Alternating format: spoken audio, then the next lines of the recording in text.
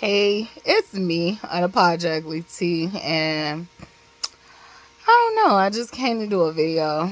I've been trying to write out my feelings. I feel like Rico Nasty, thank God I didn't have to smack a bitch today. And it's funny because literally, when I came back to this place, I did not want to come back to this place. And it's not the place, right? And so on this journey, I'm learning this. It's never the place. Like, if you've ever dealt with addiction, or if you know someone who has, for me, it was knowing people who have. And I don't judge. I already know when you're dealing with addiction, you're dealing with people who have had some pretty deep traumas, and they're just trying to feel better and self-medicate. So literally no judgment, but one of the things that they literally tell you is when you try to move to another location, like a place, you take you with you. You take you with you.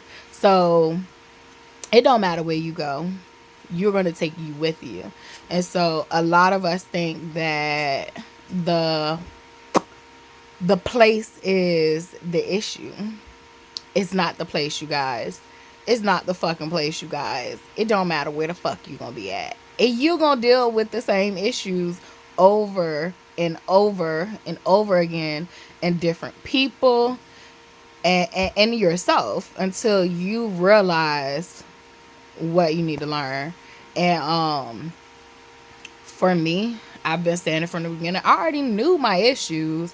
I have typically been a person who has, I feel like, more like self-denied myself that my issues were, it's kind of like, okay, knowing that you have said set of issues, but never working on them, right?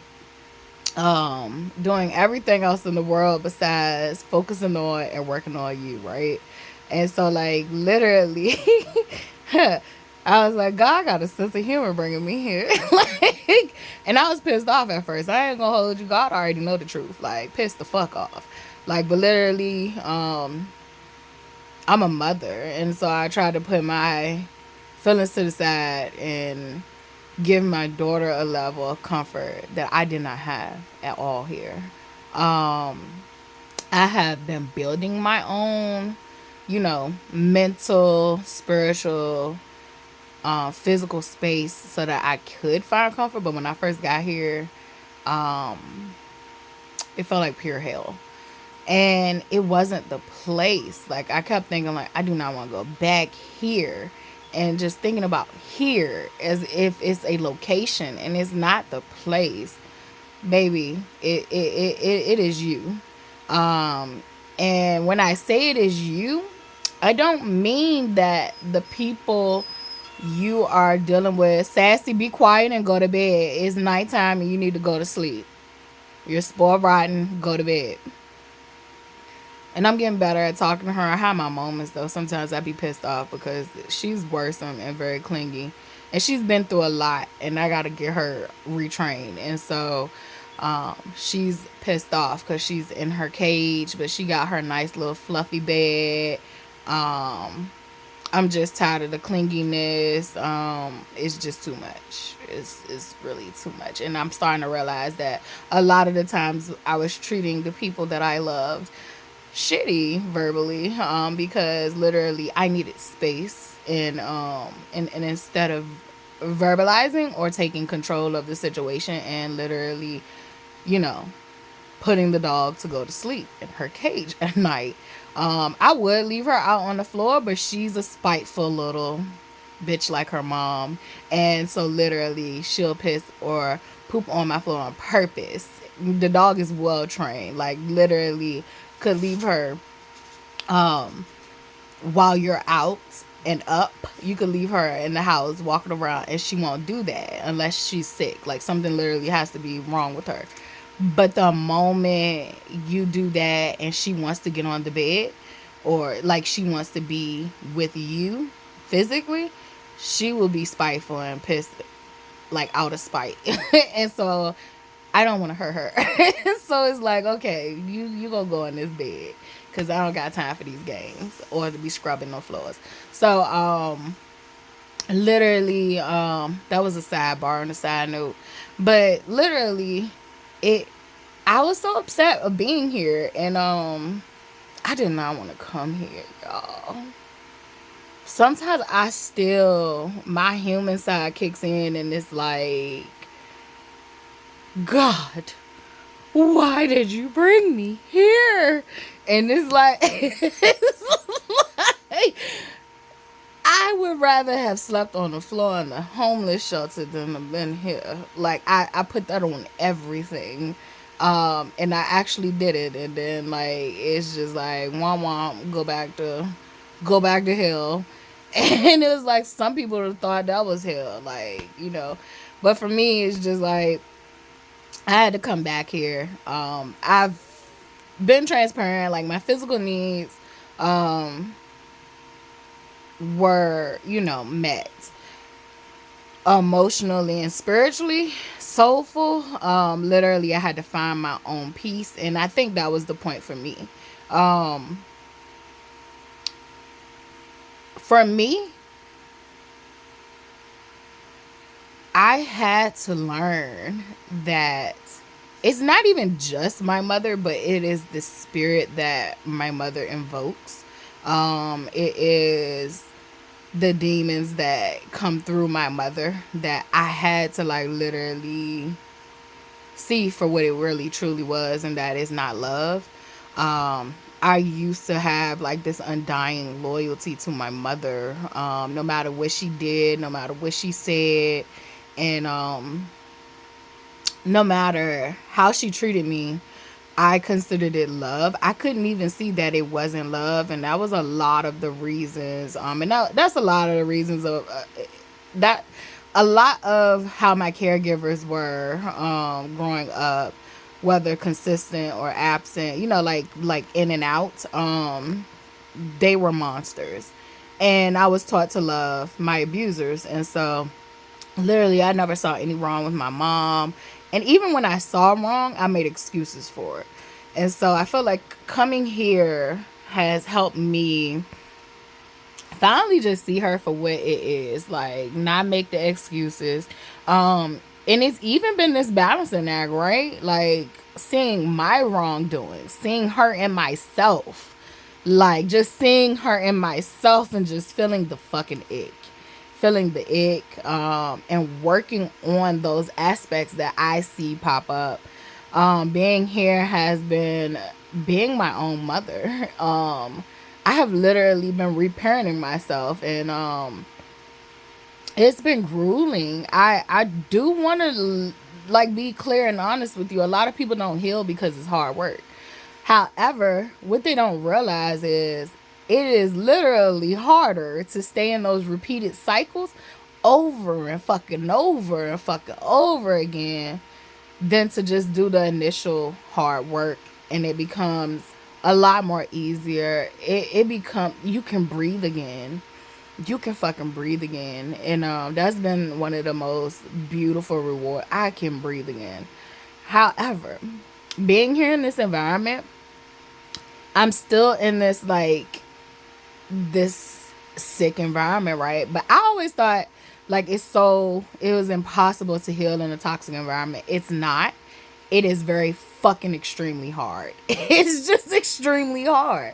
However, I feel like for me, if I can heal here, I can heal anywhere. And that was one of the things I was kind of scared of. It was like, well, I'm used to chaos and confusion. Like, how would I be in a peaceful place, in a peaceful environment? And it's like, it's, I have created my peace within these four walls. Of when I go outside and when I go on my nature adventures, like, I literally am creating my peace, and peace is so not boring. Oh my gosh. Like, I can lay in peace all day long if you let me. And literally, you need balance and all that shit. So like, but I always just thought peace would be boring, and peace is blissful. Peace is everything to me. I don't even want you in my life if you ain't peaceful. Like, I'm literally, at this point where it's just like, if you're not doing this type of work, if you aren't, you know, loving yourself, caring for yourself, putting you first, like, baby, you can't be in my life. Like, I don't give a fuck what type of relationship, whether it's business, whether it's partnership, whether it's friendship, whether it is we're functioning as a family unit. Like, you can't be in my life if you aren't choosing to do the work on yourself. All of this kind of like stemmed up, I be getting in my reflection bag, but it kind of stemmed up because I did a video and I did a post. So I did a post first on Instagram where I talked about how my mother just came in my room randomly talking about how, don't be hard on yourself if you feel like you can't do things and all this shit. And it's like, you're standing now when I'm doing more, things for myself, and I'm showing up and I'm loving myself. It's funny that you're saying this now, but when I was like down bad and like just physically, barely brushing my teeth, barely waking up through the day, barely even just eating, like just eating. So now you see me show up more as a mother, and like I said, I'm mothering myself. I'm even reprogramming the mothering for my own daughter. So like learning how to speak to her as she's a teenager and still keeping that respect and that structure, and I just feel like, I don't know, balance in our relationship so that she can respect me enough to know when I'm playing and when I'm not playing, and when I need some shit done, and all that shit. Like, just relearning that and learning how to talk to her, and not belittle her. Learning how to talk to myself and not belittle myself. And the same with even my dog. So like, I've just been reprogramming what nurturing and what love looks like for me and my kids. Literally, I call the dog my fur baby. So like, she's my child too. And so it's like, it's been interesting. It's been so interesting. And she came in this room and she said that, but not only did she say that, she literally made a remark about, how basically don't be hard on myself because I lost a partner. Because I was just wondering, like, this was unsolicited. Like, why are you here? Why are you seeing this? And so she literally was basically like, oh, you lost a partner. And it was like, she never gave a fuck that I lost a partner. Like, she constantly take jabs and digs about my partner, when in all actuality, for real, my partner is a mirror of her. And not even to the extreme of her, though. Like, not even to that same extreme, but they have a lot of similar characteristics. And I always say that, like, my daughter's father remind me of my biological father, and my partner who passed away reminds me of my mother. Even though he wasn't as nowhere near as vicious as my mom. Like, nowhere near. Like, me and him did not have an environment where we were arguing and fussing every single day and all that stuff. A lot of the things that happened in our relationship was abusive, but it was abusive in a way that we were kept in cycles of abuse because I didn't love myself, and he didn't love himself, and a lot of the things he would do literally would affect the household. So, but as far as like us arguing and fussing all the time, that wasn't like an environment that I lived in. Now with my mother, like, my mother he would break my spirit with his actions. My mother would break my spirit with her words and her actions. So literally there are parallels. They're both earth signs. And literally she's a bull and he was that goddamn devil. Uh them Capricorns. But gosh, like literally. I don't base people off of their zodiac signs, but baby, these unhealed I literally feel like your zodiac sign gives good markers of what you are, and not just the zodiac sign, but your birth chart gives good markers on how you start out. But as you evolve, I think that the whole goal is to be complete and whole and more evolved. So having growth.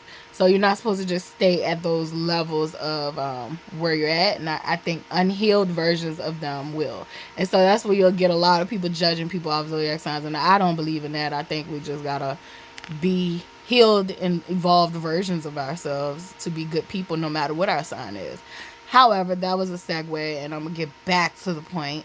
She literally constantly throw jabs and digs about this man while he's dead, talk shit about him, and it's almost like this jealousy.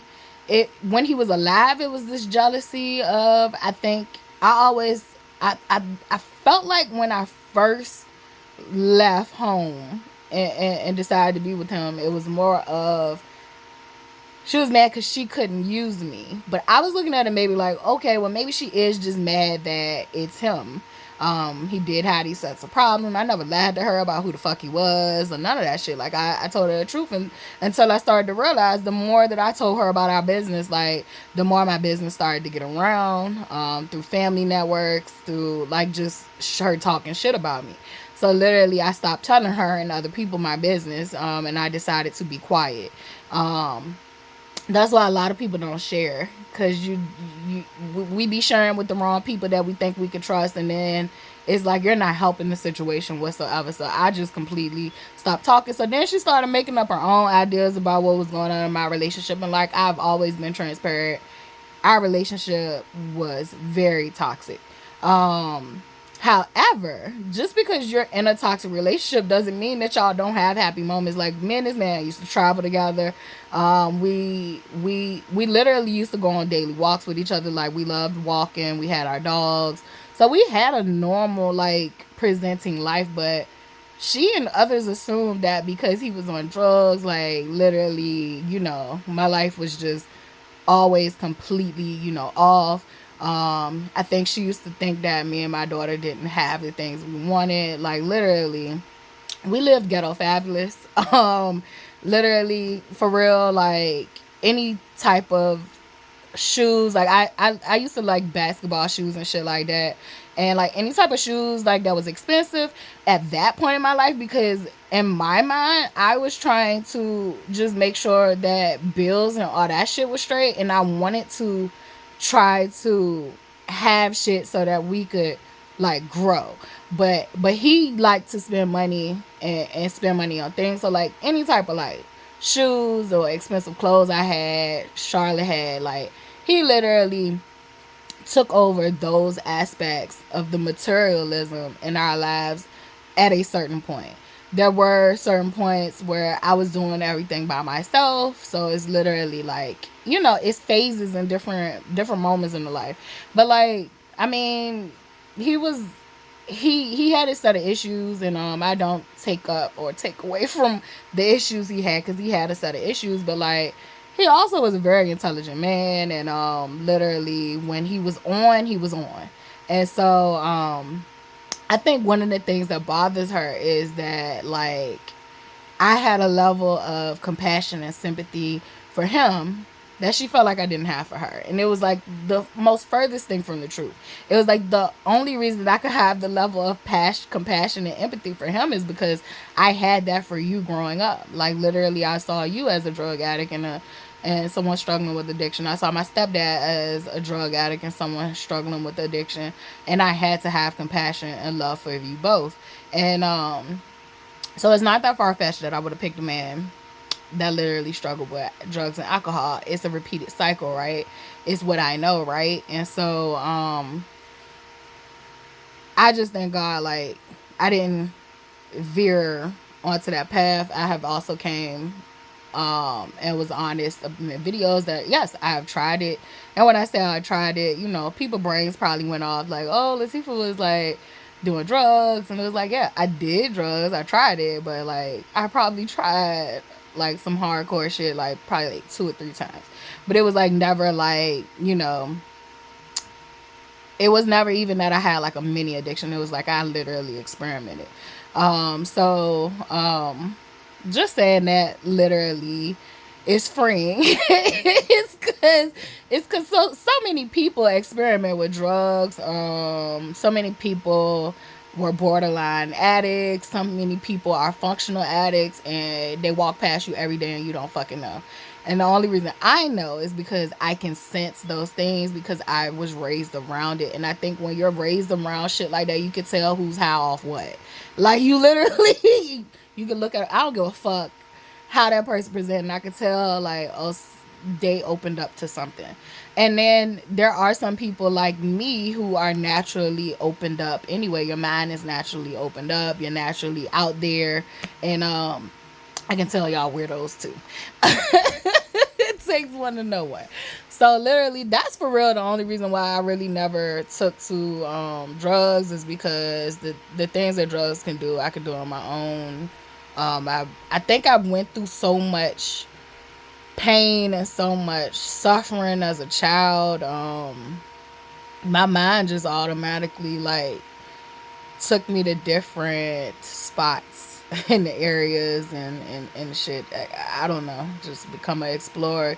You practice escapism with your mind, and so I never even needed a drug because I just couldn't even tolerate what was happening, and so I would escape a lot.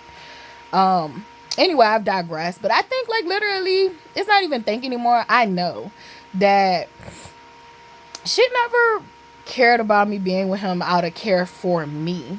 She didn't want me to be with him because it meant that she could no longer control me. And then I think, you know, once he died, she felt like she could control me again. Her, my sister, there was a lot of people that just felt like, you know, once we broke up, it wasn't even before it was before he died. Like once we broke up, it just felt like they could control me again. And it's just like then once he died, it was like, oh yes, he's really now officially out the picture. Because I think once we had broke up, you know, we still was soul tied. Like me and the man was together for 11 years. Like literally, I didn't even have to talk to him. I knew when something was wrong with him and vice versa. Like we just had a connection. And it was like when he died, I felt like they felt like, you know, okay, now he's really, really out the picture. Like we're going to sink our claws back in. And it was like they treated me worse than he ever did. And I literally can say that. Like, they treated me worse than he ever fucking did. He never tried to do the level of manipulation they did, even as a heroin addict. And it's crazy. That's crazy to say. And it's like your own family. And so I think a lot of times we get caught up on this blood relationship. We get caught up on these terms called mother and father and sister and brother. And it's like, base your love and your loyalty and your trust for people off of how they treat you, not their titles. Being a mom is not a fucking noun. Being a mom is a fucking verb. You're literally guiding another soul that God placed into your care. And you are literally supposed to be guiding them and setting them with a foundation. You're not supposed to be out here trying to have complete fucking mind control over your child. Literally, that is the way of the colonizer. You're supposed to be guiding that child and making sure that child don't kill its fool self. I tell my daughter that all the time. Like, don't do that. You're gonna kill your fool self. And so it's just like, it's not that I want to control who she's going to grow up to be and how she's going to grow up to be. It's like, I'm going to give you the blueprint of what the fuck I know to be true or right. But I still have to give you, as you get older and older and older, leeway to figure out your own life. And my job is, once you get to a even more age that you have even more control over yourself, which we know that that's when they really are in danger. uh, it's like, I am here to be, you know, a reminder, to be a support, and of this foundation that, you know, I've laid, and that you can always come back home to yourself with me. This is a safe space. Like, this is what I look at motherhood about. Like, but it's like, here, I came back here, and since I've been here, all she's tried to do was tear me down. And once she tried to tear me down, she tries to befriend me, and then she tries to literally act like she's building me up, but she wants to build me up to be what she wants me to be. And it's like, no. And she's literally has been using my trauma against me to try to tear me down. And so I have digressed so much from the point that I literally, this could have been a 5-minute video. So let me try to make this a 5-minute conversation from this point.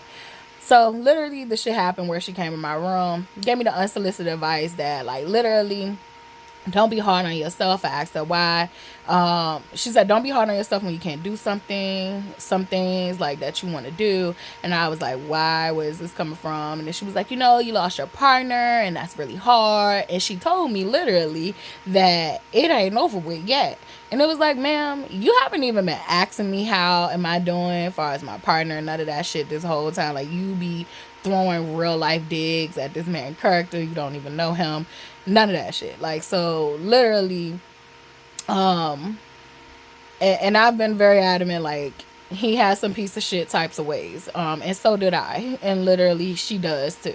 So, literally, I was just like, oh, you wishing for me to be in a fucked up grieving cycle? Like, because, like, literally, I've been doing well with that part of him because I've been feeling my feelings. Like, I literally, he was the first death that I ever just, like, literally mourned. Like, and if you was keeping up with my story, I mourned him.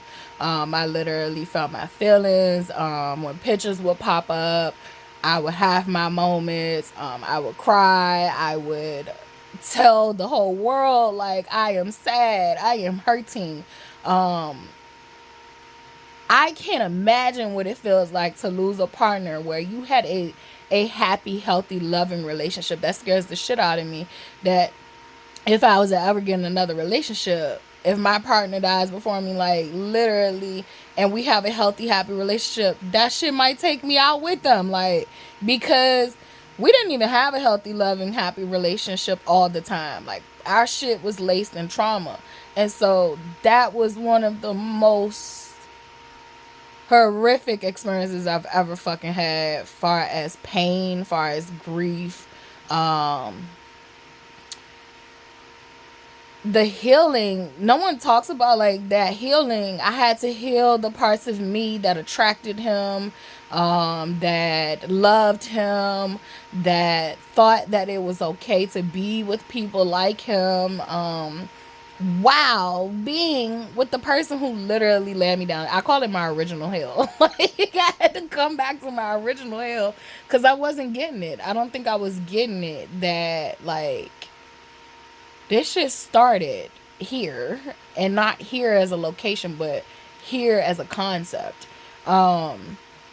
And the lady who gave birth to you is the portal that you came through, but that is not what motherhood is.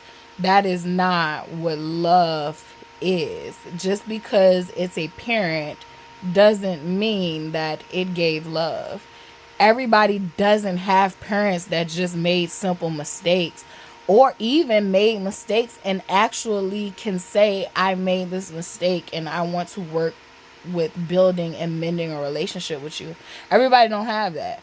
And I'm one of those people that don't. And so I kind of make sure I put these videos out for people who are struggling with these titles. We get caught up so much on titles. You cannot get caught up on these titles. These demons coming at you in any motherfucking direction they can. They'll come through you with your kids. They'll come through you.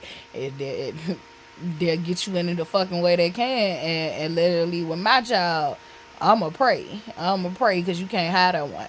You can't hide that one. Literally I'ma pray God protect my child, and it's come through my child to try to fucking harm and hurt me, and it's like, you know, I'll get pissed off. Like, baby girl, I told you to be strong than that, but she's a child. Like, we all gotta fight our demons, and I've raised her with my demons, so I can't even, I gotta have a level of compassion for her that, like, I'm pretty sure, like, she was born in my womb, like, you know, my evil has probably, like, genetically got passed on to her and all that shit. Like, it's a lot of elements and levels to this shit. And so being in this situation, she told me that shit.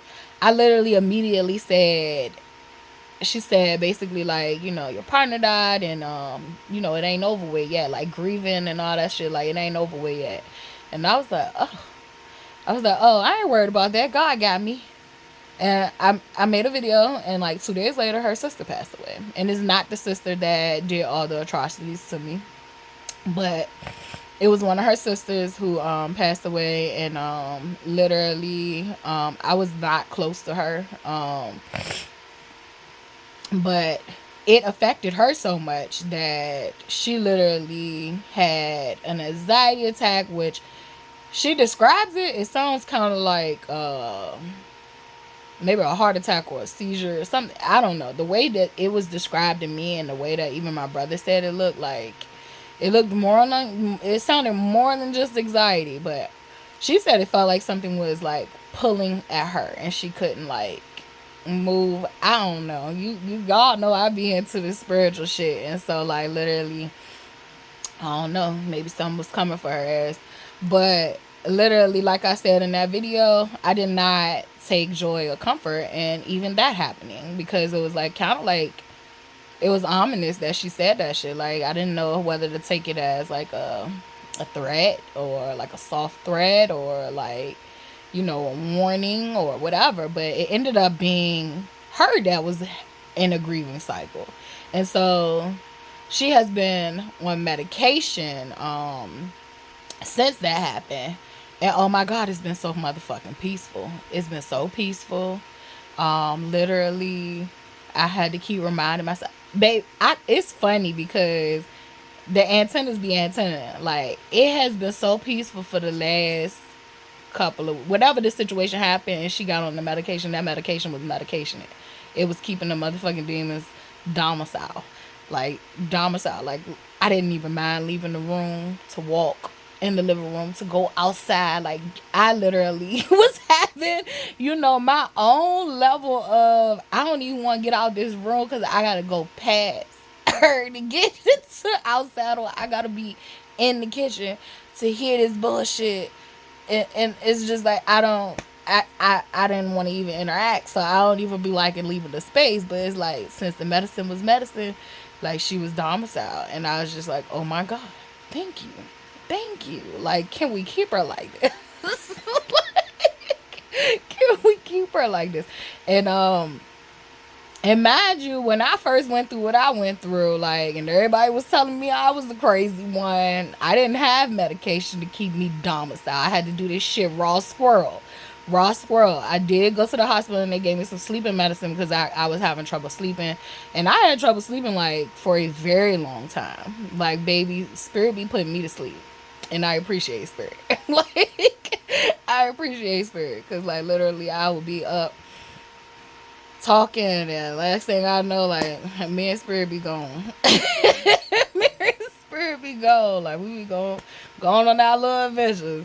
And, like, I thank God for that, literally. So, Spirit playing with me now, right now. But literally, this is not 5 minutes. I'm so long-winded. But anyway, so, yeah, she talked all that shit about me. But literally, you had to take some medication. And I've lost 3 siblings. One was murdered, one had a heart attack, and one overdosed.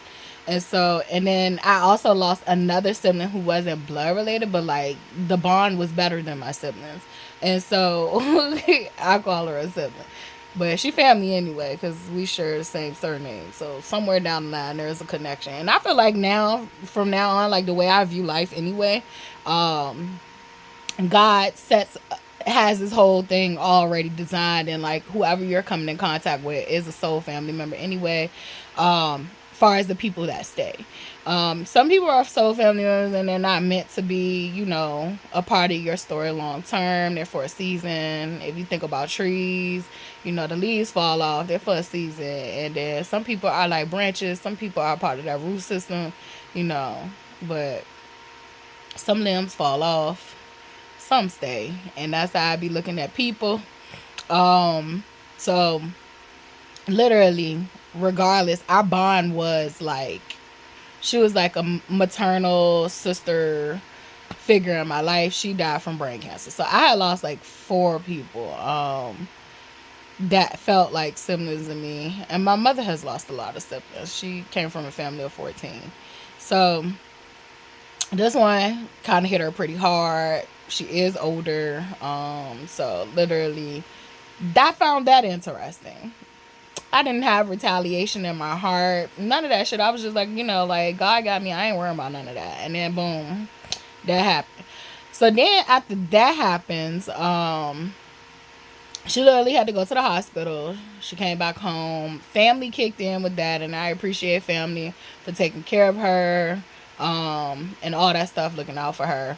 That was a lot because they had to like literally drive her back home. They had to drive my brother home, and it was just a lot. So I do appreciate that, because in the past, when shit like that happened, I have to do those things. Like I would have had to go get my brother and all that stuff. I would have had to go get her, and I've had to do these things, and while dealing with my own life. And so like, and nobody gives the person credit for that. They'll tell me like, oh, you don't do nothing for us. And it's just like, yeah, okay, you just don't value what I do, or you don't want to recognize what I do. So that ends up happening. She's on this medication. It's been wonderful. I feel like Trump. My adjectives are generous, and it's been marvelous. It's been amazing. It's been stupendous. Like, he don't even say these words, but like he be just throwing them adjectives out there. So like, I just felt like that. Like everything has been, very, very, very cutesy, very demure around here. Like literally, I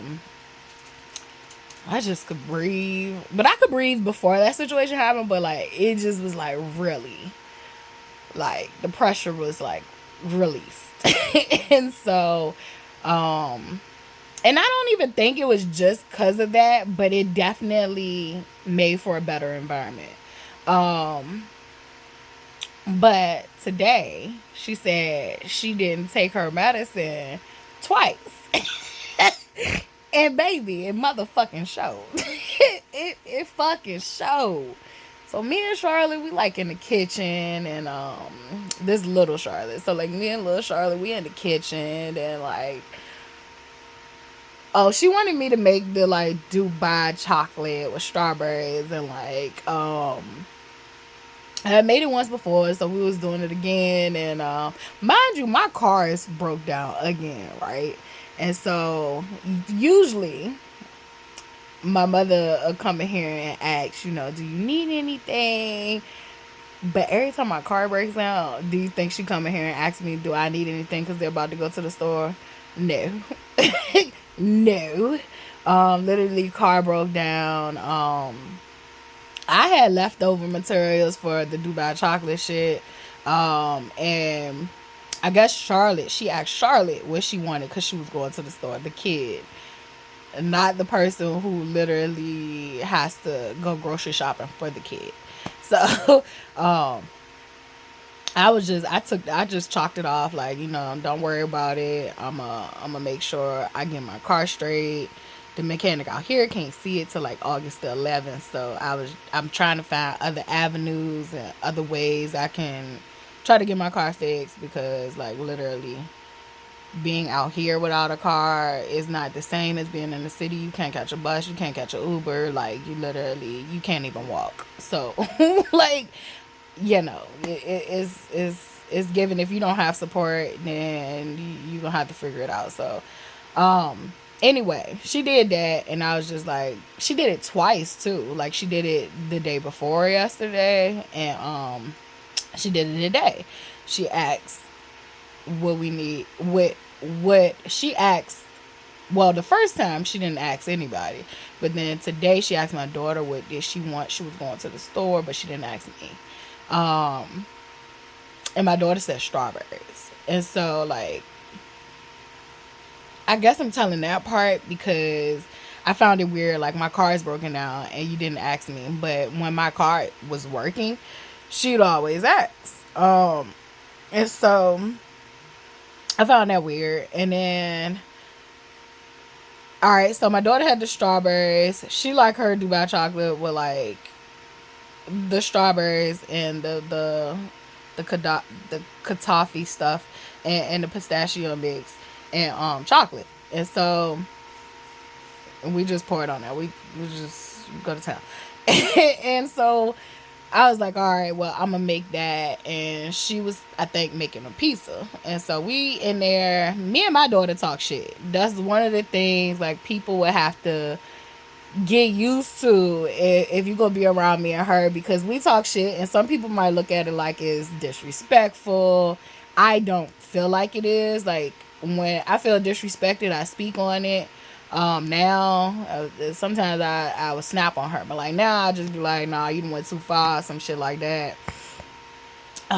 Or in the past I used to just, we'd go blow for blow, but this particular situation, I was telling her I wanted to clean out the refrigerator. I've been clear that like when we came here, it was like Hoarders Buried Alive.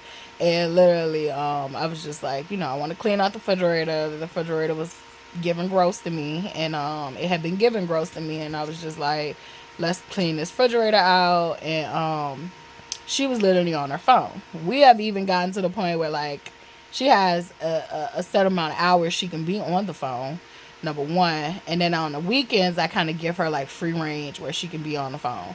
So like during the weekdays, she can be on the phone from 6 p.m. to 11, and then after that she can't.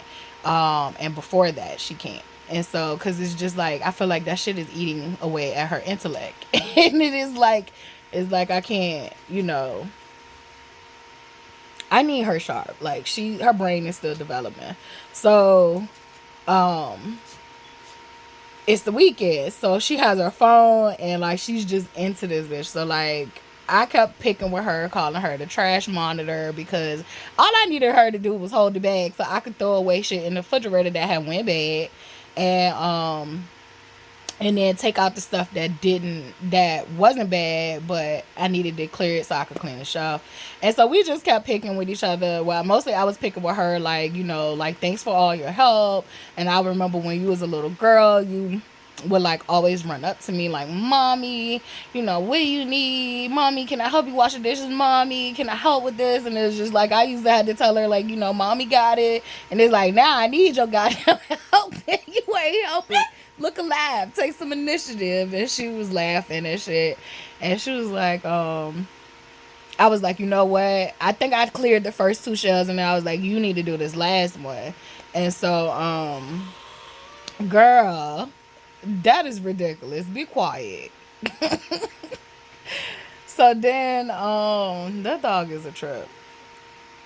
So then I got her to clear the 3rd shelf, and she was starting to pick with me about like, you need to bring the trash bag here, like, you need to do it. Like, she's just picking with me back, and we laughing and shit. And so then we wash our hands, and we start to make that chocolate shit, Dubai chocolate. And so I told her, well, cut the strawberries, because she didn't want her strawberries whole. I want my strawberries whole. She I was like, well, cut your strawberries, and I'm a fry up this kataffi stuff, and why you do that. And so like we're in the kitchen, and something happened where we call each other out. Like if you acting slow in our area, like we call each other out. Like you being slow, and so shit, I grew up being called retarded all the time. Like, baby, the insults over here don't feel the same as they would to other people who might not have grew up with that. So like, she had said something like, I think I said something to her first about her being like not using all her brain cells and shit like that. She'll literally tell me that, like, are we functioning off one brain cell too? And I laugh. I mean, if the shit true, it's true. Now, if she doing that shit to be hateful, then that's when I have a problem with it. But if we joking and playing, like, I don't mind. And so I think she said something like, I said something about her, and she said, I know you grew up with fetal alcohol syndrome, but I think it skipped you and passed on to me. so, and so I was looking at her like she was crazy, and then because I'm like, where that one come from? And then she was like, well, never mind. The way you looking at me, she said some shit like I don't forgot. The shit got crazy. Like the shit got crazy, but I forgot. But I guess my mom overheard her because me and her was laughing. Because I was like, well, it did skip me. It might have caught on to you because I ain't claiming it. And so my mom must have overheard her. And because we're in the kitchen. So like literally we be in the room talking and she'll try to come in here and like be a part. And it's like, baby, you're not a part of this. Like you had your chance. And you didn't want it. And so she heard it because she was on the couch, and she said something about, well, I don't know why you keep telling these lies. All you do is lie. God help you. She told me, God help you when it's time to be judged, because all you do is lie. And I was like, what do you mean? Like, I was like, what am I lying about? And she was like, I heard her tell you that you had fetal alcohol syndrome. And I was like, yeah. I was like, why? What did I lie about though? I never said I never said that I was diagnosed with fetal alcohol syndrome. I just used to tell her that, like, literally, you told me. I said, even she heard you say it out your mouth before that you said you drank with me while you were pregnant. And she literally told me that the doctor said that it was okay. My daughter has heard her say that the doctor said it was okay as long as it was like one drink. It wouldn't harm the child, like, long as she wasn't getting drunk. Now, today, the story goes to, she told the doctor that she had a 30 ounce. And my daughter started pulling shit out. Like, literally, no, she went in the refrigerator and was like looking at the drinks we had in the refrigerator. She was like, oh, nah, this not. Because I think I had some prune juice in there. Like, fiber is important. I'm getting older. Literally, I had some prune juice in there. She was like, "No, this 48 ounces, like that's a lot, but like let me try to find 30." And then so she was, my daughter trifling, bro. And so she was like, "I'm trying to tell her to shut up because me and my mom over here going at it." And she just all these sneaknesses. So then she get the bottle of syrup, and she was like, "Well, nah, this 28 ounces." So then she found something finally in the kitchen and was like, this is 30 ounces. She like, bruh. She said, she said, 30 ounces. You lucky to still be here. And I was like, you remember the other day I told you, like, you know, I grew up, my parents was drinking motherfucking 40s or like Mad Dog, and goddamn, they had Court 45. She really loved Miller though. She liked Miller. But she had all that shit. Like, you know, if she couldn't get what she wanted, she'd opt out for something else. But her choice was Miller. And she liked Bud Light too. But yeah, we had some Old English. We had Colt 45 bottles. The cases. you know, whatever. Cases of beer. I used to pull that shit out. Like, I grew up around fucking alcoholics, and I don't know why we playing this mind game with me tonight. That you wasn't an alcoholic, and that I'm the one spreading lies, but you came out your mouth and said you the one lying. Like, you keep going back and forth on these stories. Then she tried to say, y'all hear that dog in the background crying like a baby. It's ridiculous over here. I think everything that comes in my life, I spoil it. And then when I realized that I've gone wrong, and they just don't want to get with the program. She don't want to get with the program. She hears me having fun over here recording. She doesn't realize that I'm by myself talking. Sassy, be quiet. Go to bed. But anyway, so she literally says this shit about, she told the doctor she has a 30 ounce, but she says this is a new story now. So she said that she told the doctor, I ain't never know nothing about no motherfucking 30 ounces. All I knew was the bitch that she drank with me while she was pregnant. I never knew exactly how often. I just always knew it to be that she drank with me while she was pregnant. She literally told me I was the only child that she could drink with. All the other children, even if she smelled alcohol, it would literally make her throw up. But she was like, with you, I could drink alcohol. And I was just like, ain't that, like, you say these things to a child, and like, but I am saying this, like, I literally was not diagnosed as a baby with fetal alcohol syndrome, but like, me and my daughter jokes about that shit. And there are children who are born with fetal alcohol syndrome, and this shit is fucked up. Like, you should not be smoking, drinking. I don't give a fuck. None of that shit. I don't give a fuck what you new age bitches are into. You weird, and you're killing your motherfucking babies' brain cells. Stop doing that shit. Don't drug, don't drink. I feel guilty because I used to drink Pepsi with my baby while I was pregnant. And this is not about judgment. I can't judge you for why you're doing it, what you're going through, and all that shit. I'm just telling you, it is fucking wrong. It literally fucks your baby up. I literally didn't even want an epidural because I felt like that was giving drugs to my baby, which it is. It's not even about feelings. It's about fact. Whatever you're taking is going to your baby. And so, once again, I can't judge any of that. Like, any of those things. Like, you got to do what you got to do in life and all that shit. I'm not judging. I'm just telling you factual, actual. You're harming your children. You're vaping with your kids. Any of that shit. Even smoking weed with your children. Like, you're giving that shit to your kid. And literally, we got to start, like, thinking about these things. Like, I literally was just writing a poem, like, some people shouldn't have kids, but then that mean I wouldn't be here. And because basically the people that had me won't fit to fucking take care of anything. And it's like, it's that dilemma, right? It's like, how can we say who can't have kids and who can? Because there are people like me being born with people that shouldn't have had kids. And so it's just like, I can't judge nobody. I can't do none of that shit. So I can just tell you what's right and what's wrong. And you're literally, if you're harming your child. That's what I can tell you. That's the wrong in it. Morality wise, you're harming your child and yourself.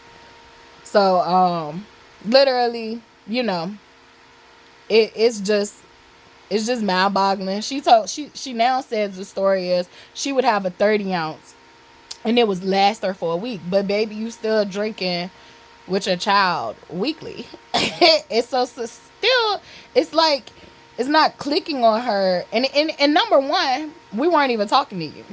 Number two, why do you want me to wear your guilt? Like, you want me to feel bad for your story. You're the one who did it. Like, I didn't do it, man. And I'm not about to babysit your feelings for you. I'm not about to do that, man. And I'm not about to be a liar because you lie. Like, you need to keep up with your own story. Like, please do, ma'am. And then she gonna keep telling me something. You trying to make me be out like I'm an alcoholic. Ma'am, you literally was an alcoholic. I literally had to suck and motherfucking blow to drive your car. That's an alcoholic. You literally had DUIs. Well, she was like, well, I had one DUI Ma'am, how many times was you in that car drunk driving with me in it, scaring me motherfucking to death? Like, drove like a bat out of motherfucking hell. And if you grew up in the 80s and the 90s, then you know, like, that seatbelt law shit got real serious, and the drunk driving got real serious. It's probably like in the 2000s. But like when I was real young, both of my motherfucking parents, my biological father and my mother, would literally drink and drive with me in the car and drive like motherfucking hellions. Like, I mean, just speeding like they have no motherfucking care in the world. Like, I used to be scared to death. And not only that aspect of it, I used to be a kid who literally didn't want to come home from school. I'd rather stay at after school, even though I literally hated the kids at school too, because they were fucking unhinged. Like, everybody I grew up around just about got a story to tell. So like, literally, I'd rather be with them who are fucking unhinged and treat me bad, but just not as shitty as y'all do when I gotta come home. And literally, it wasn't always how my mother treated me when she was drunk. It was more of like, I felt responsible for her when she was drunk, because my mother was the complete opposite to us when she was drunk. Like, when she was drunk, she was very, very nice and chill and calm. And that was to us. But like, it was like a switch. Like, somebody could do something and she gonna fuck y'all up. And it was like, I always had to like reel her in. Like, mom, no, don't do that. Like, it's just always arguing, fussing, and cussing. I knew what blood smelled like since I was a little kid. Like, I used to see large pools and amounts of blood from fighting, all that shit. Like, I grew up with all that chaos and confusion and violence, and it's just amazing to me what I was taught in that household. I was taught like the same shit she's doing now while I'm grown and I'm aware and I am conscious is what she did to me when I was a kid. When I was a kid, I knew this shit was wrong and I would speak on it. And she would always paint this picture that it wasn't what it was. And it was like, even if she was to admit slightly that it was what it was that she did it today. She was like, everybody got trauma. If they're black, everybody got a trauma story, like trying to make me feel like what I've been through won't shit. Like, well, everybody black been through something. Like, yeah, bitch, but we ain't talking about them. We talking about us. Like, we were here. And so it's always this gaslighting in it, where it was like, I began to start to feel like, yeah, I done been through these things, but like, other people got it worse than me. And so then that basically would, what do you call it? It would minimize my trauma, my hurt, my pain, because it's like, well, everybody going through this shit. And it's like, everybody ain't going through this sick ass shit as no goddamn little ass kid. Everybody ain't going through this shit. A lot of us, you know, in those urban areas and in those type of environments are. A lot of us are. But this ain't everybody's story, baby. This ain't everybody's life. This is not normal. And I say that loosely because I know a lot of people have trauma around normal, but like, this ain't how life should be. This ain't how life can be. This ain't how life is for a lot of motherfuckers. This is how life is for us. And we're taught in the black community to minimize our trauma and our pain, and we don't even start, we start to begin to think that the shit ain't even trauma and pain. We think it is normal. We think it is normal because our parents have probably been through, I can't even lie, I know she's been through probably far worse than what I've been through. Like, she came from a household where her mother was an alcoholic, and the sexual abuse and the way she's handling sexual abuse tells me everything I need to fucking know. Period. Point blank. The way that she is handling things, the way that I have heard stories about things being handled from her mouth, I already know. Like, literally not getting medical treatment. My uncle literally, that passed away, he literally got his eye poked out. His siblings were able to hide him, and his mother wasn't even concerned about where the fuck her kid was. So much so that once she did find out that his eye had got poked out, literally, by the time she found out and that she was able to take him to the doctor, once she found out, she did the right thing. She took him to the doctor, but it was too late. Like, you remember my story about how I got, burned alive, pinned to the ground and being burned alive by a go-kart. And I literally had to sit there and not receive medical treatment and could have died. Literally, repeated cycles, repeated stories.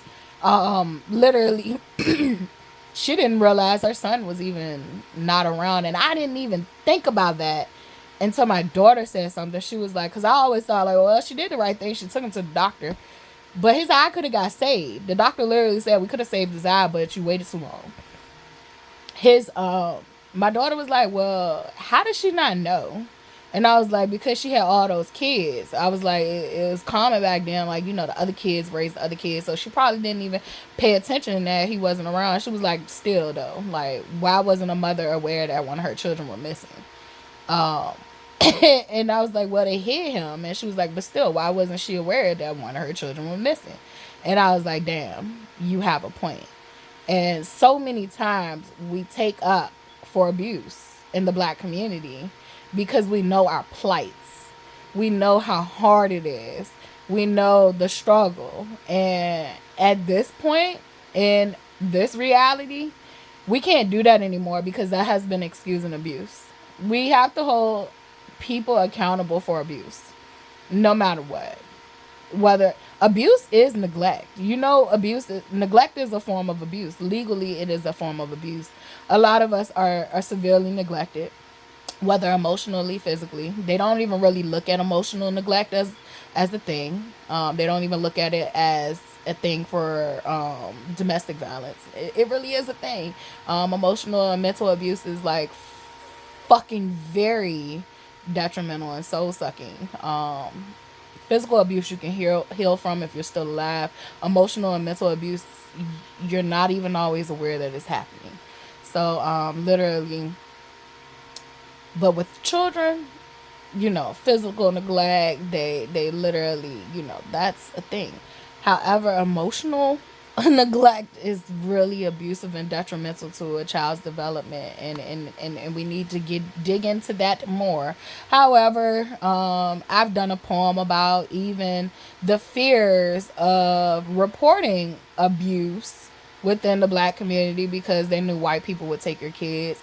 It's so much shit that the colonizers have passed on to us, and we're perpetuating it, and it's time for us to stop this sexual abuse shit. There are so many men and boys who are sexually abused, but they do not have the platform, the safety. They do not have the care because society doesn't even deem it as sexual abuse.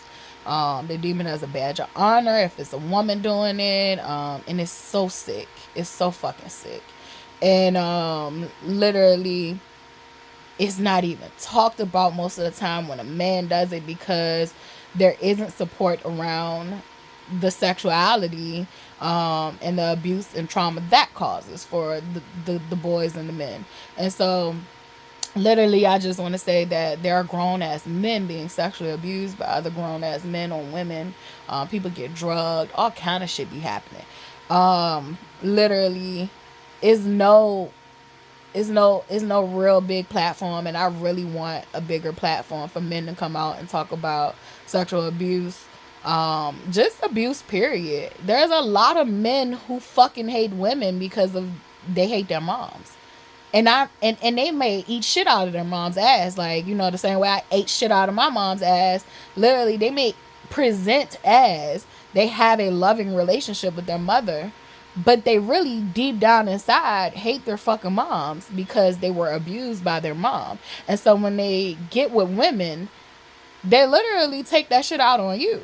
And or they get with another partner, they take that shit out on you because they have not healed.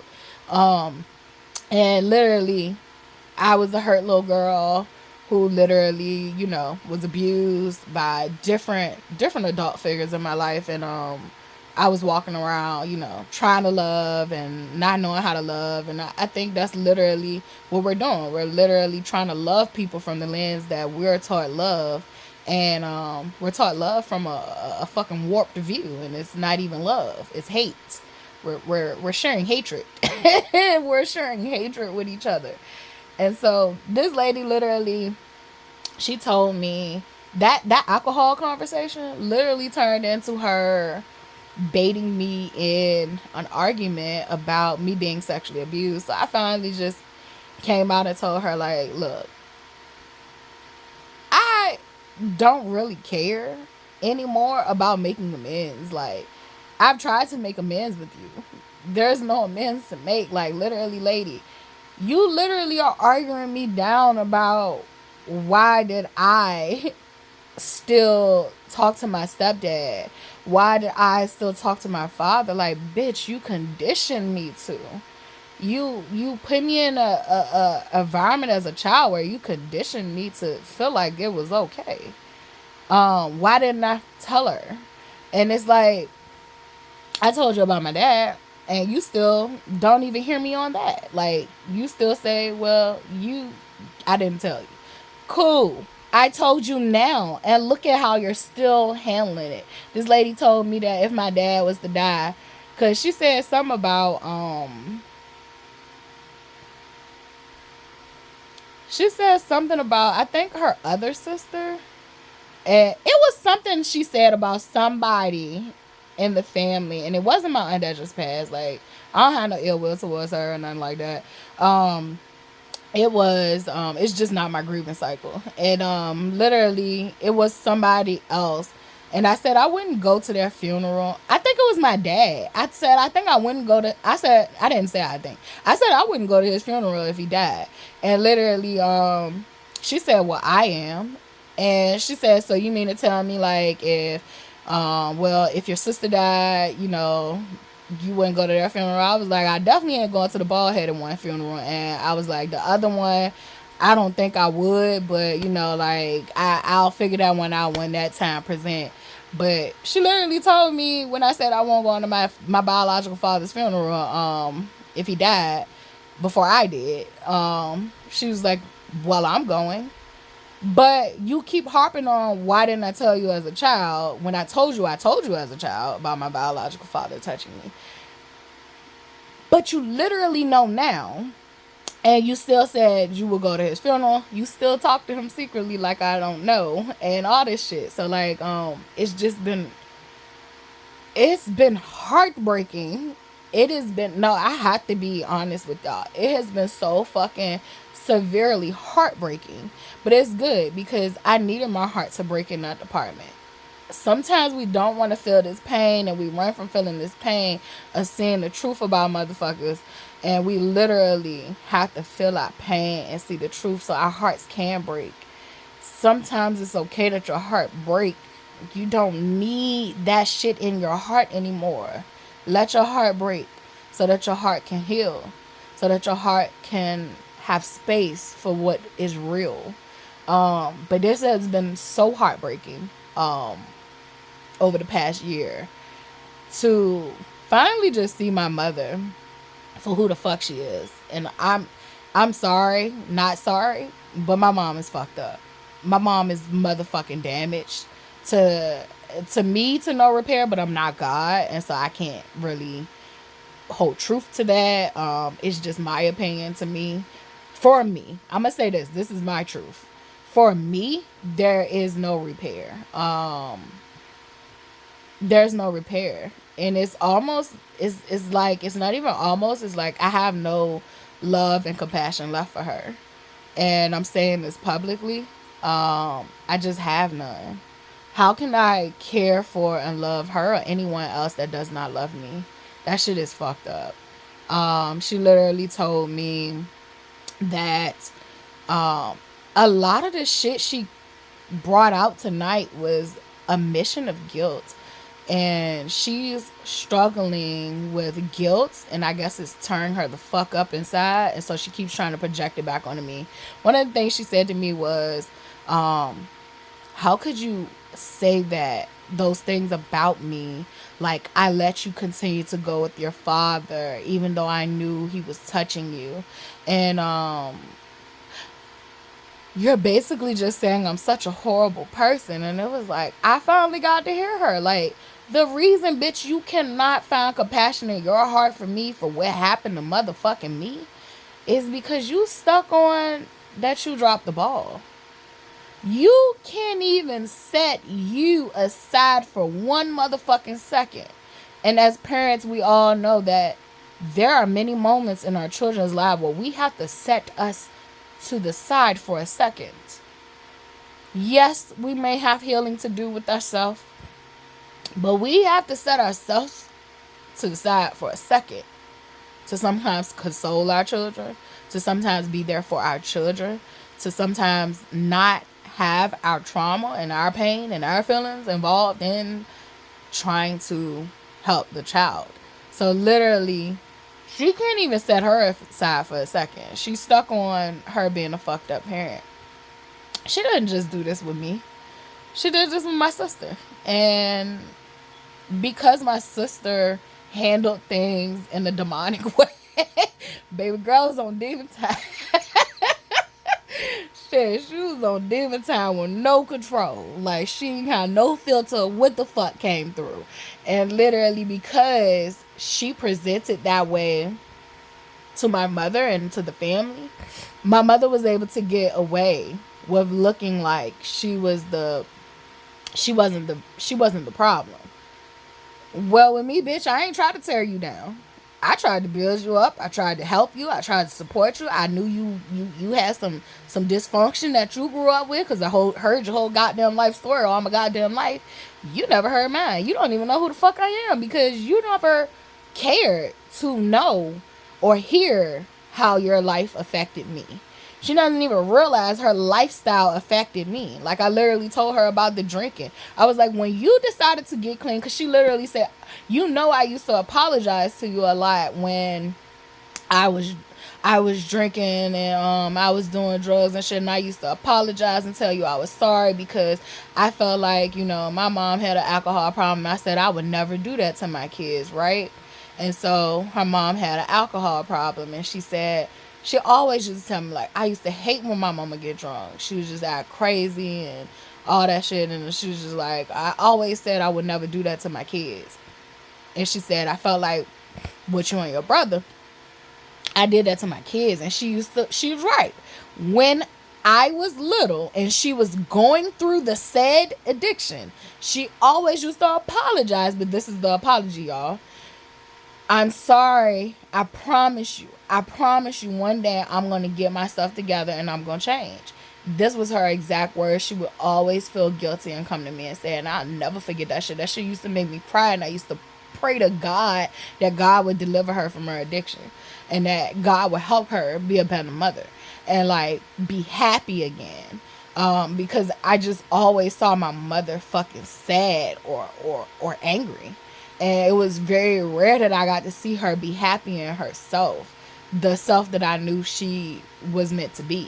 And so, literally, yeah, you apologize when you were going through the said thing, but you would repeatedly keep getting drunk and then keep apologizing. But as soon as this bitch got clean, and I wanted to talk about how the things she did affected me, she completely shut down. She ain't want to talk about that shit. She ain't want to acknowledge that shit. She ain't want to acknowledge none of that shit. She wanted to move forward and act like none of it ever happened, and that she didn't have a drinking problem. She was borderline. She started to clear the story up as if I was over exaggerating things, and that, I was being overly sensitive, and that this is not how this happened. It happened this way.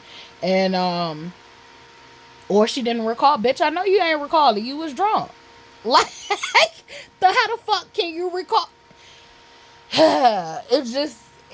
It makes me so, it gets me angry, because now that I'm grown, I really get to see what the little girl with the teenage me had to go through.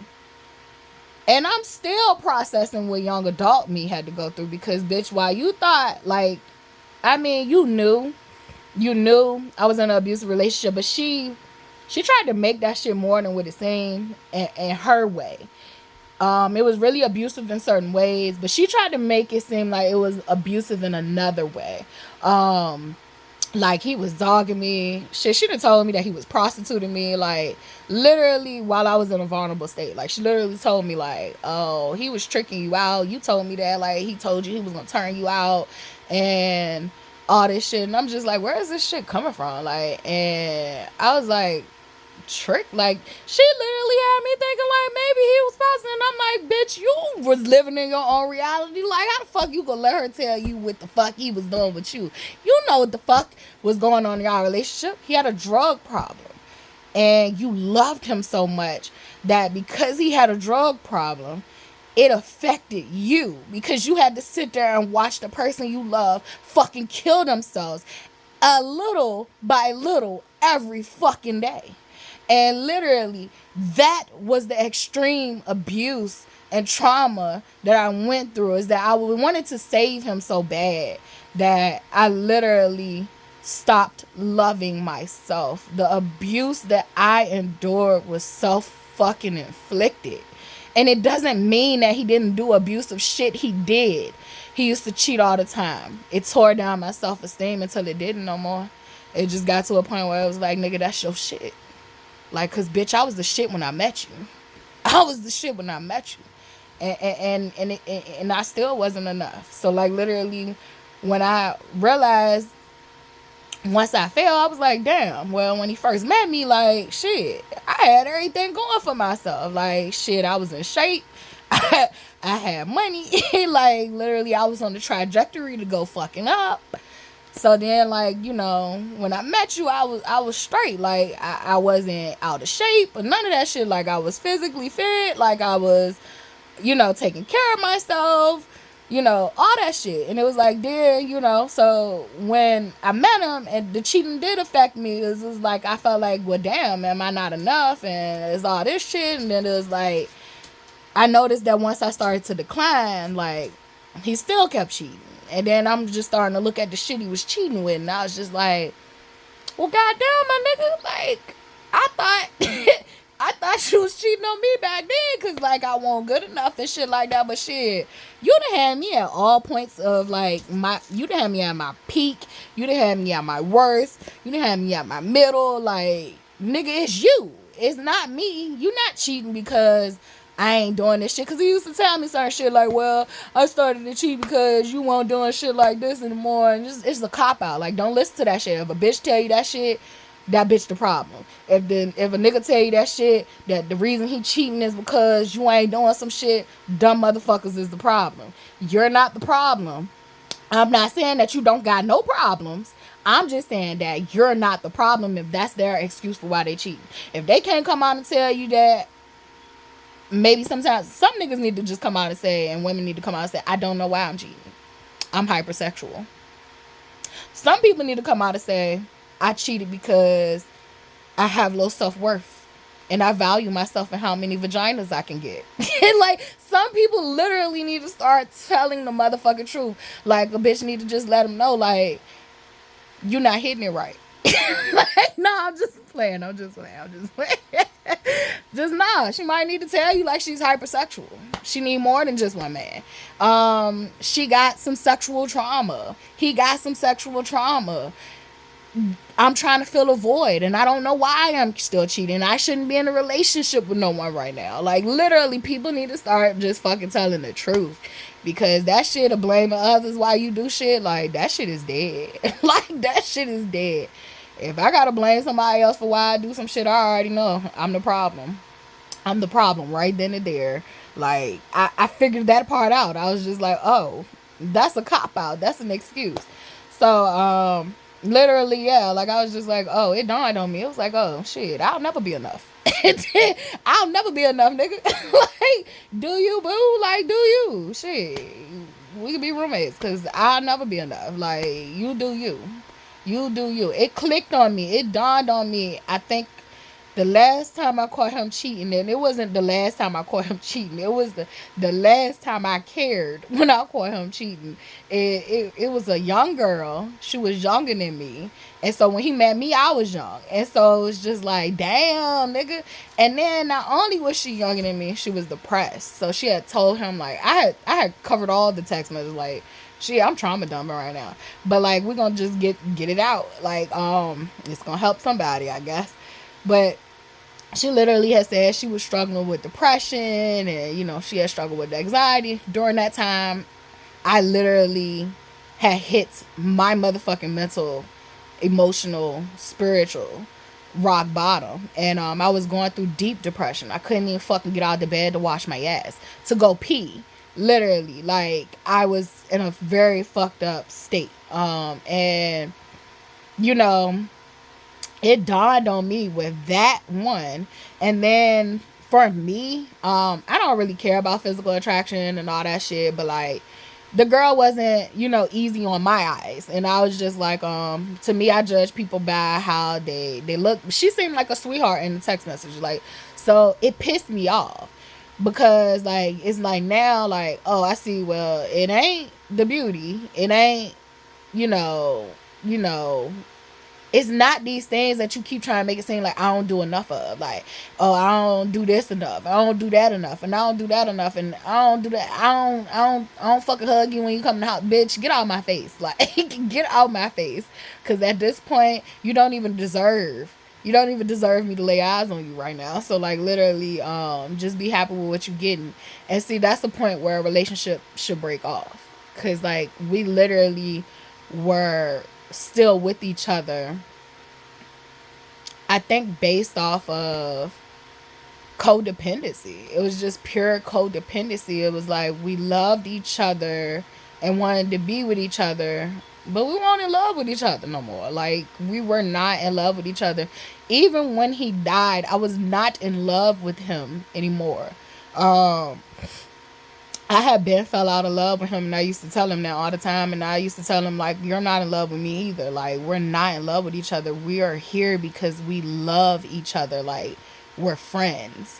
And that's basically what our relationship had turned into. It was like roommates. It was like roommates just roaming the goddamn hallways and sleeping in the bed next to each other. Like, we were roommates. And we were partners. Like, literally, like, I protect you, you protect me, and I provide for you, you provide for me, whatever the fuck we had left to provide for each other emotionally. I don't know. I really don't even know at that point. But when that situation happened, something clicked in me. It was like, okay, so you already got a girlfriend over here. And by this time, like, literally, like, you got a person that you have committed yourself with, allegedly. And I'm going through depression myself. I'm going through anxiety myself. You see me going through all these medication changes. You see me going through therapy, trying to fight for my motherfucking life. And you ain't even operating correctly over here. Like, and you gonna go out here and pick up another problem? And not only just pick up a problem, but you're gonna go over here and try to fuck up a young person's life? Like, I think she was like 24. I probably was like 20, 27, 28 during that time. No, what birthday was that for Charlotte? Because I remember that shit came out like near her birthday. It was like 29. She was like probably 24. I was probably 29. And so it's just like, you go go fuck up somebody else's life after you just came in here and I can't say that he fucked my life up. I have been clear about that. Like, my life would have took a spiral anyway, because I was never dealing with my problems. I always, baby, was a working machine. Like, literally, I always masked my problems with filling my life up with distractions, and work was like one of my distractions. Being a mother was one of my distractions. It was like, I'm gonna focus being the best here, best here.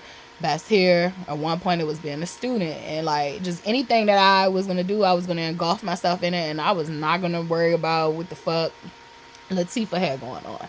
So literally, Yeah, that happened, and that was very painful. Like, just realizing that all those years prior to that,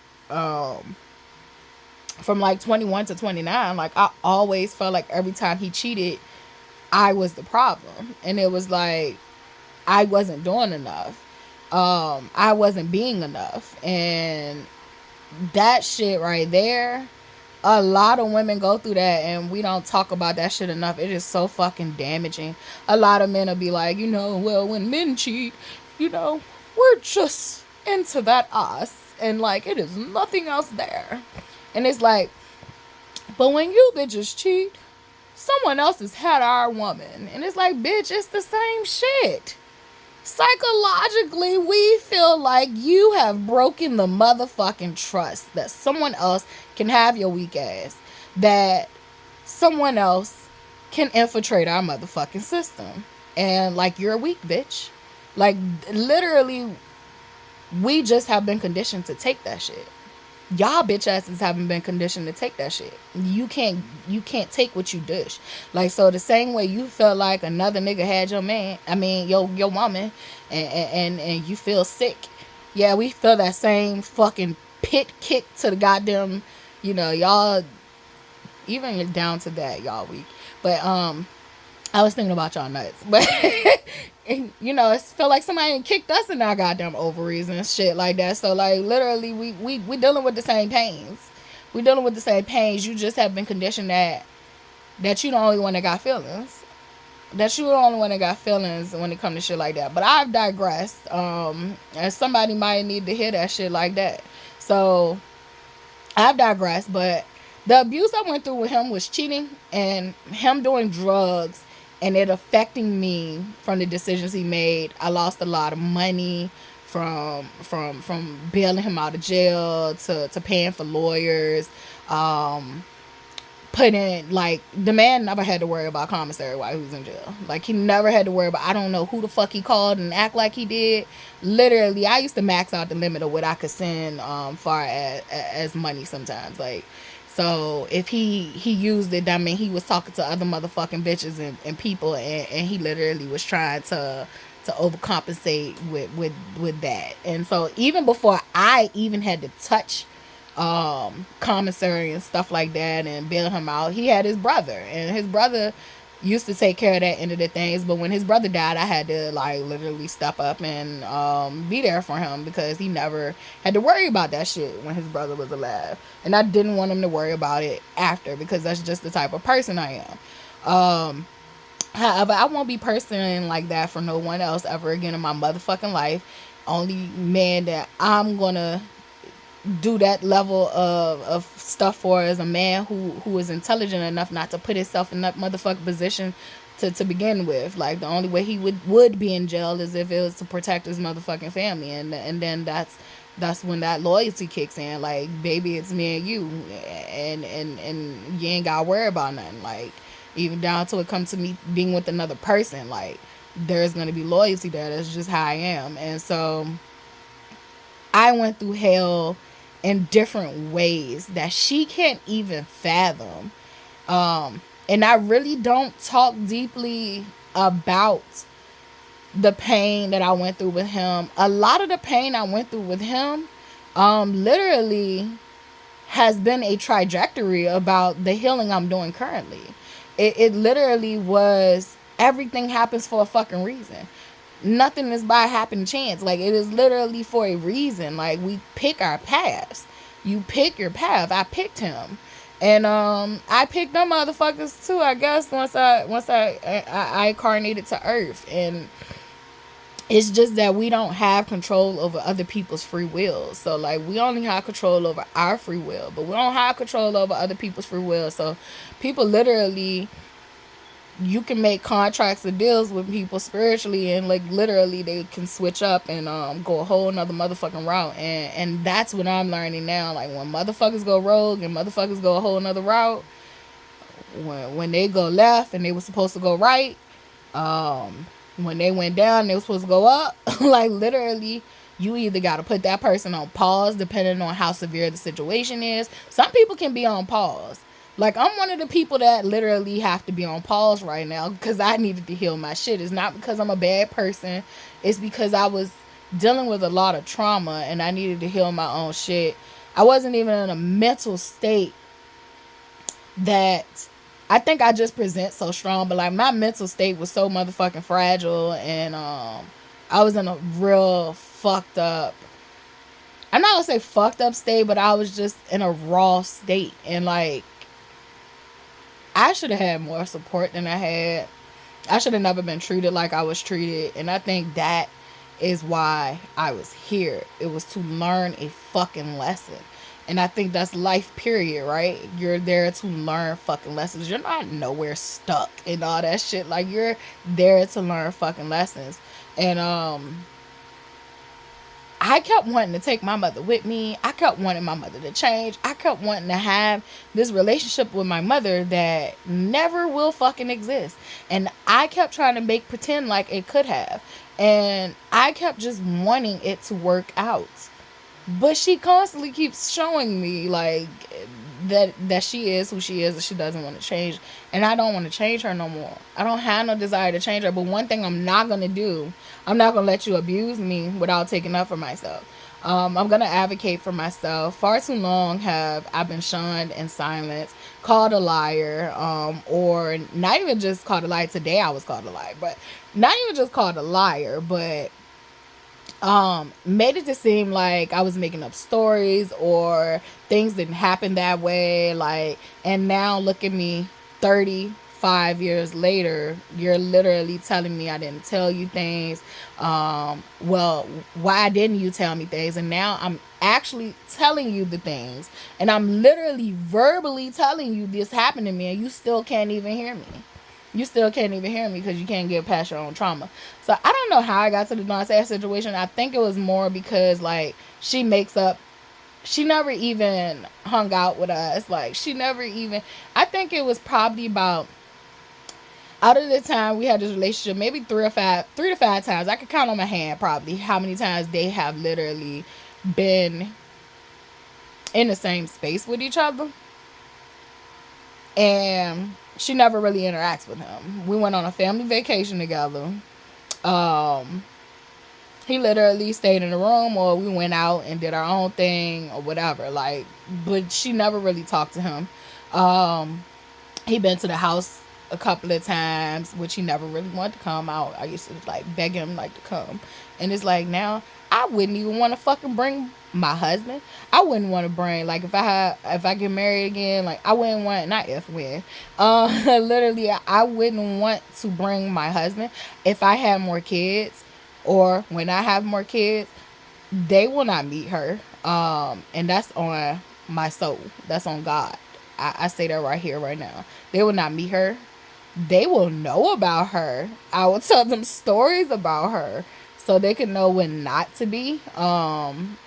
And they will know the real truth, though. They'll know that she was a product of her environment. And she did not, unfortunately, she fell victim to the system. And so when I tell these stories, it won't be to judge her. It would be to when not to be. To be careful, be cautious, falling victim to these systems and to whatever trauma that may still lie dormant in my lineage. Because I'm literally trying to, do everything I can to break these cycles and this generational trauma and all that stuff. So literally the truth will be told, and not to like bash her.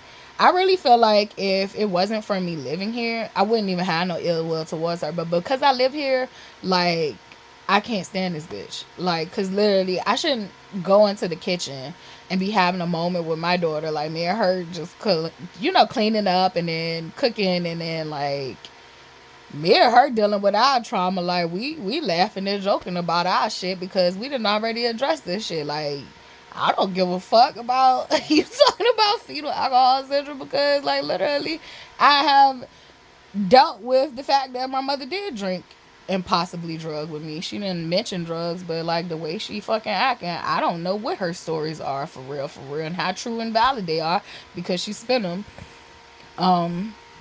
to make herself feel better. So like literally, I don't know. And we grew up during the crack era epidemic, and she smoked crack when I was very young. So I don't know when she, whether she didn't smoke with me or not when I was a baby. And she called it freebasing, where she literally say she didn't get the egg and the nutmeg and the cinnamon. I be thinking about Dave Chappelle. Like she didn't get the mix shit. She used to freebase where she knew her shit was like baking soda and crack cocaine. So that's another thing she do. She'd be like, I ain't do crack. Like she'd be on Whitney and shit. Like I ain't do crack. Crack is whack. It's just like, but she did this. She used to say this before I even heard Whitney say that shit. Like, but she used to be like, I used to freebase. Like I didn't do crack. And it's like, but if you didn't buy the coke, if you got to a point where you won't buy your own coke, and basically, you know, putting that baking soda with it, like, bitch, you don't know what you got. And I remember you used to go down the hillside and buy crack. Like you got caught in the car with me in it while you were going to fucking score crack. Like I was very fucking young. I was so fucking young that when the neighbor that took you to go get the crack, literally, matter of fact, it wasn't even Hillside, it was Afton. And I remember we was by Jeans, I think it was Jeans grocery store. But she had just came from Afton, and when she got back in the car and literally, you know, the police pulled her over. And I was so young, like when the neighbor, she got locked up that day, literally. And they ended up giving her a cocaine charge though, because my mother looked like sweet and innocent. And so like I said, my mother was like 120 pounds, soaking wet, like she was very beautiful, and she did not fit the part of what it looked like to be on drugs. So she used to get favor. And I remember the police even talking to her, telling her, like, what are you doing out here? Why are you even doing this type of stuff? Like, you need to get your life together. And I was in the car crying because I didn't want my mother to get locked up. And she literally begged him to not put the handcuffs on in front of me. And he literally did it anyway. And I just remember bawling. That's trauma. But we look at that shit and we don't look at it as trauma. And literally, she didn't even... It's like these situations that happen, let's take sexual abuse out of it. Like these situations that happen, she feels like it has no effect over me. She feels like it has no effect over me. What the fuck soever. And it's like, bitch, I saw you get locked up that day. I saw my mom get locked up plenty of times. And it's like, that shit had an effect on me. Like, bitch, that shit had an effect on me. I grew up around fussing and fighting. Bitch, what you mean I'm a fuss and fight? Like, yes, I'm a fuss and fight. Like, that's what the fuck I know. And I got fighting in my motherfucking blood. So even if I probably didn't even grow up seeing her fight, like, I would have been a fighter. And anyway, people just treated me so fucking bad when I was young because I was little and pretty. They thought I couldn't throw hands. And it's like, bitch, that's my mom. And then not only is that my mom, I have a brother in the house that's 7 years older than me that done put me in every motherfucking wrestling move known to man, that done taught me how to motherfucking box and fight, and I done had to learn how to fucking fight because he's a boy and that's the fuck he want to do all the time. And so, and then like, and it's in my blood, like, bitch, I get hot. Like, I get hot. And so like, what do you mean? And so like, it's just like, I don't know, like society will want you to think like literally like you the monster. You not the fucking monster, bruh. Like, you just been raised in monstrous environments. And it's still your responsibility to heal through that shit. Like, one of the things she used to always tell me is, I don't blame my parents for what I've been through. I'm an adult and I literally take responsibility. No, you don't.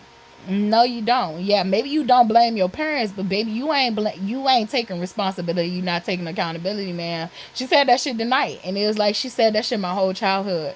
Like, you can't blame your parents. You can't blame your parents. Well, bitch, I'm done with that. I blame y'all. But one thing I'm not gonna do is I'm not gonna be y'all. See, that's the difference. Y'all need to stop telling people they can't blame their parents for what the fuck they're happening to them.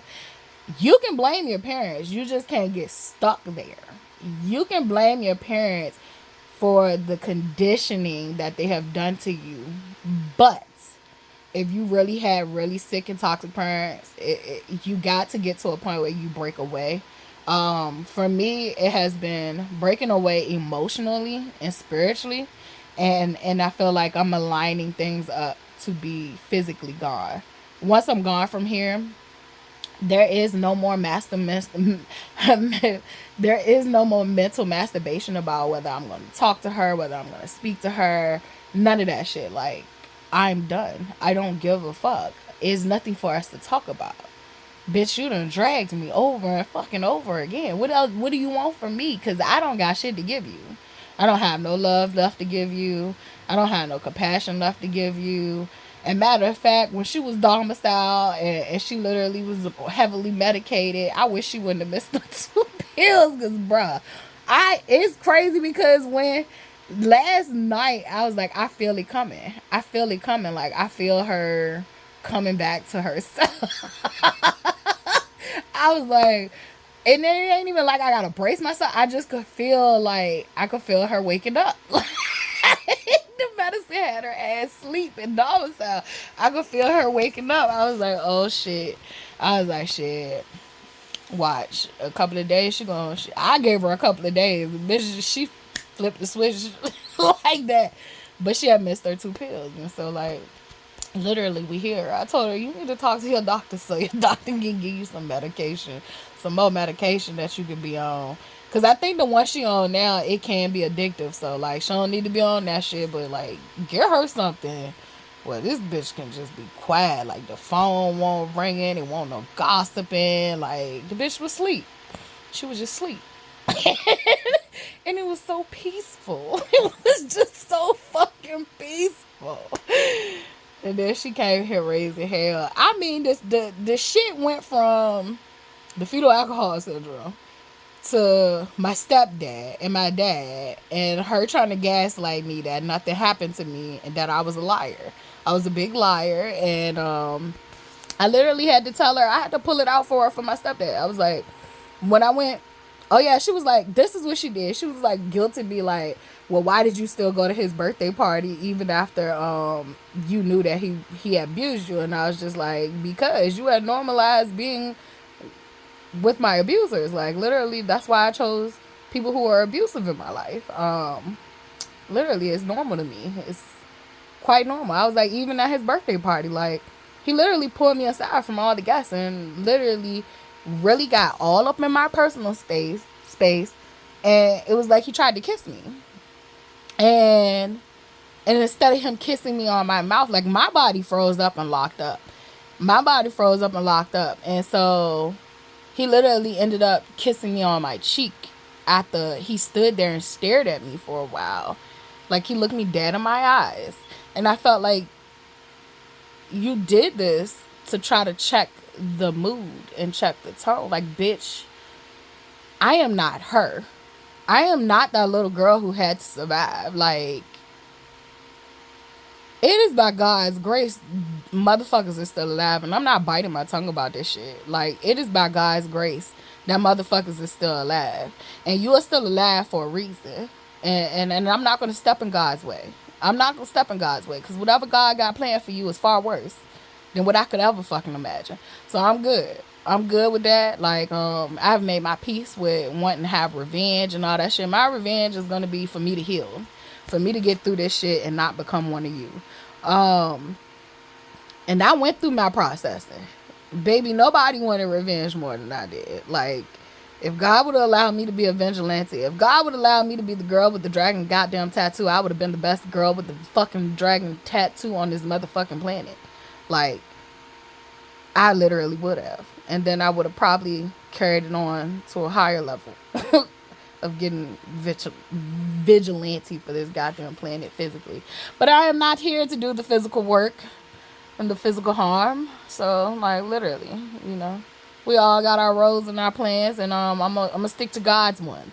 But He literally tried to kiss me. She still, she knew that even after I said that. Like, she knew that. Like, and she didn't care. Well, you still called him to get your car fixed. Bitch, that's all I know. Like, who you wanted me to call? Like, because this is all I knew. And that was the whole point of being here, so that I could break all that foul shit that I was used to being okay with. Because that's what you conditioned me to. I used to always be like, I didn't want to deal with my father. That lady used to be like, well, that's your dad, and you should go. All that shit. Like, you always conditioned me to do that. Like, you literally just told me the other day, like, oh, you wouldn't go to your father's friend? No, bitch. I'm still debating on yours. And now I'm at this point where it's like, I don't think I would go to her funeral. Like, what's the point? I've grieved her here. I don't even know what's left of her. I don't know what that is. I don't really know what that is. It is a fragmented fucking hot mess. I don't know. I don't really know what it is. I don't know. I don't know. I really don't. She should be on heroin because, like, literally, opiates, like, literally make her a better person. Let me stop.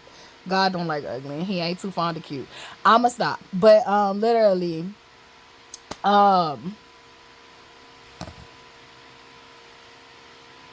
she hit me with a lot of shit to make me try to feel bad. Like, and I'm just like, bitch, I done worked through this. I couldn't work through this with you. I wanted to work through this with you. I had to go to God. I had to go to God. I literally had to go to God. And I thank God that I did. Because this whole experience has taught me I don't need nobody but God. And whatever God sends to help me and assist me.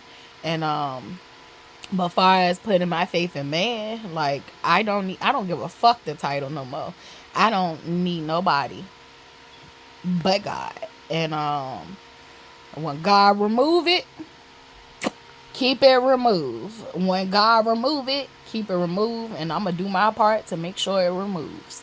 And it stay removed. Like, I literally had to block her, and we live together. I blocked her. I blocked her number in the phone. Like, baby, don't call me. Like, don't call me. Don't call me when you need help. I don't got it. I don't got shit left in me. Yeah, she brought up that shit.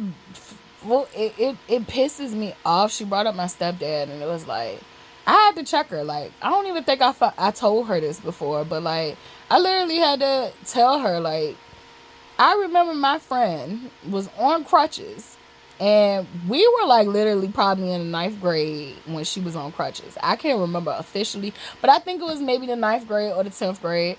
So that means we was, like, 15, 16 at the most. And, literally, I think it was 9th grade, though. And I remember we were going to the mall.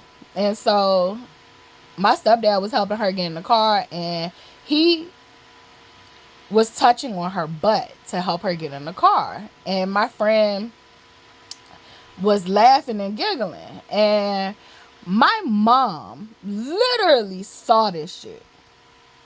So much so that she literally said, when we got back, was literally, yeah, did you see, my stepdad touching the friend and on her butt to put her in the car. And so, like, I saw it, and I literally ignored it and blocked it out because I didn't want to fucking see it. And she was like, yeah, and she had nerve enough to be laughing. I would have said something to him about it, like, why, not touch her on her butt and all that shit, but she ain't got sense enough to not think it's funny or laugh or whatever. Like, I ain't saying nothing. And mind you, it's like, if you ain't gonna protect someone else's child, and you literally got the nigga that was touching someone else's child in front of you, in front of other kids, like, literally, and you thought I was safe, like, that's mind-boggling to me, number one. Then just the thoughts of, this is who you gonna lay down with, that's another thing. And she brought that up too, like, well, because I'll get to that. I'm just venting tonight. This is a long one. I ain't did one of these ones in a long time, but I guess she just brought up some shit. So then so then I was like, you literally victim blame. You know that, right? You basically said that this child should have had more sense. She was a child. I was like, you don't even know if the giggles came from her feeling uncomfortable and not knowing what to do, like not knowing how to respond. You don't know what that giggle entailed, because everybody that's laughing is not always laughing because shit is funny. Some people is laughing because that is a trauma response. I literally do that shit. I literally laugh when I feel uncomfortable. I literally, instead of, you know, kind of like pulling back, I literally would black out and like the Joker will come the fuck out, because like it's like I'm uncomfortable and I don't know how to say I'm uncomfortable. I don't know how to say, I don't want to talk about this, or I don't want to deal with this, or I don't know how to say that this shit fucked up, so I laugh. Like, it's a trauma response.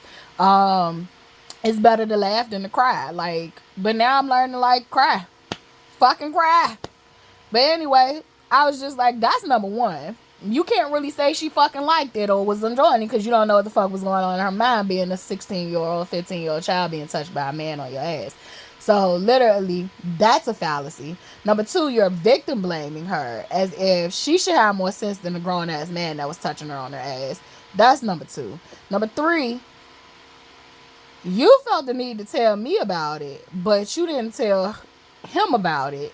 You didn't check him about it. You didn't say, don't touch her there. And today, she ain't never said this, but she said today, well, what else was he supposed to help her get in the car? Nigga, she got hips.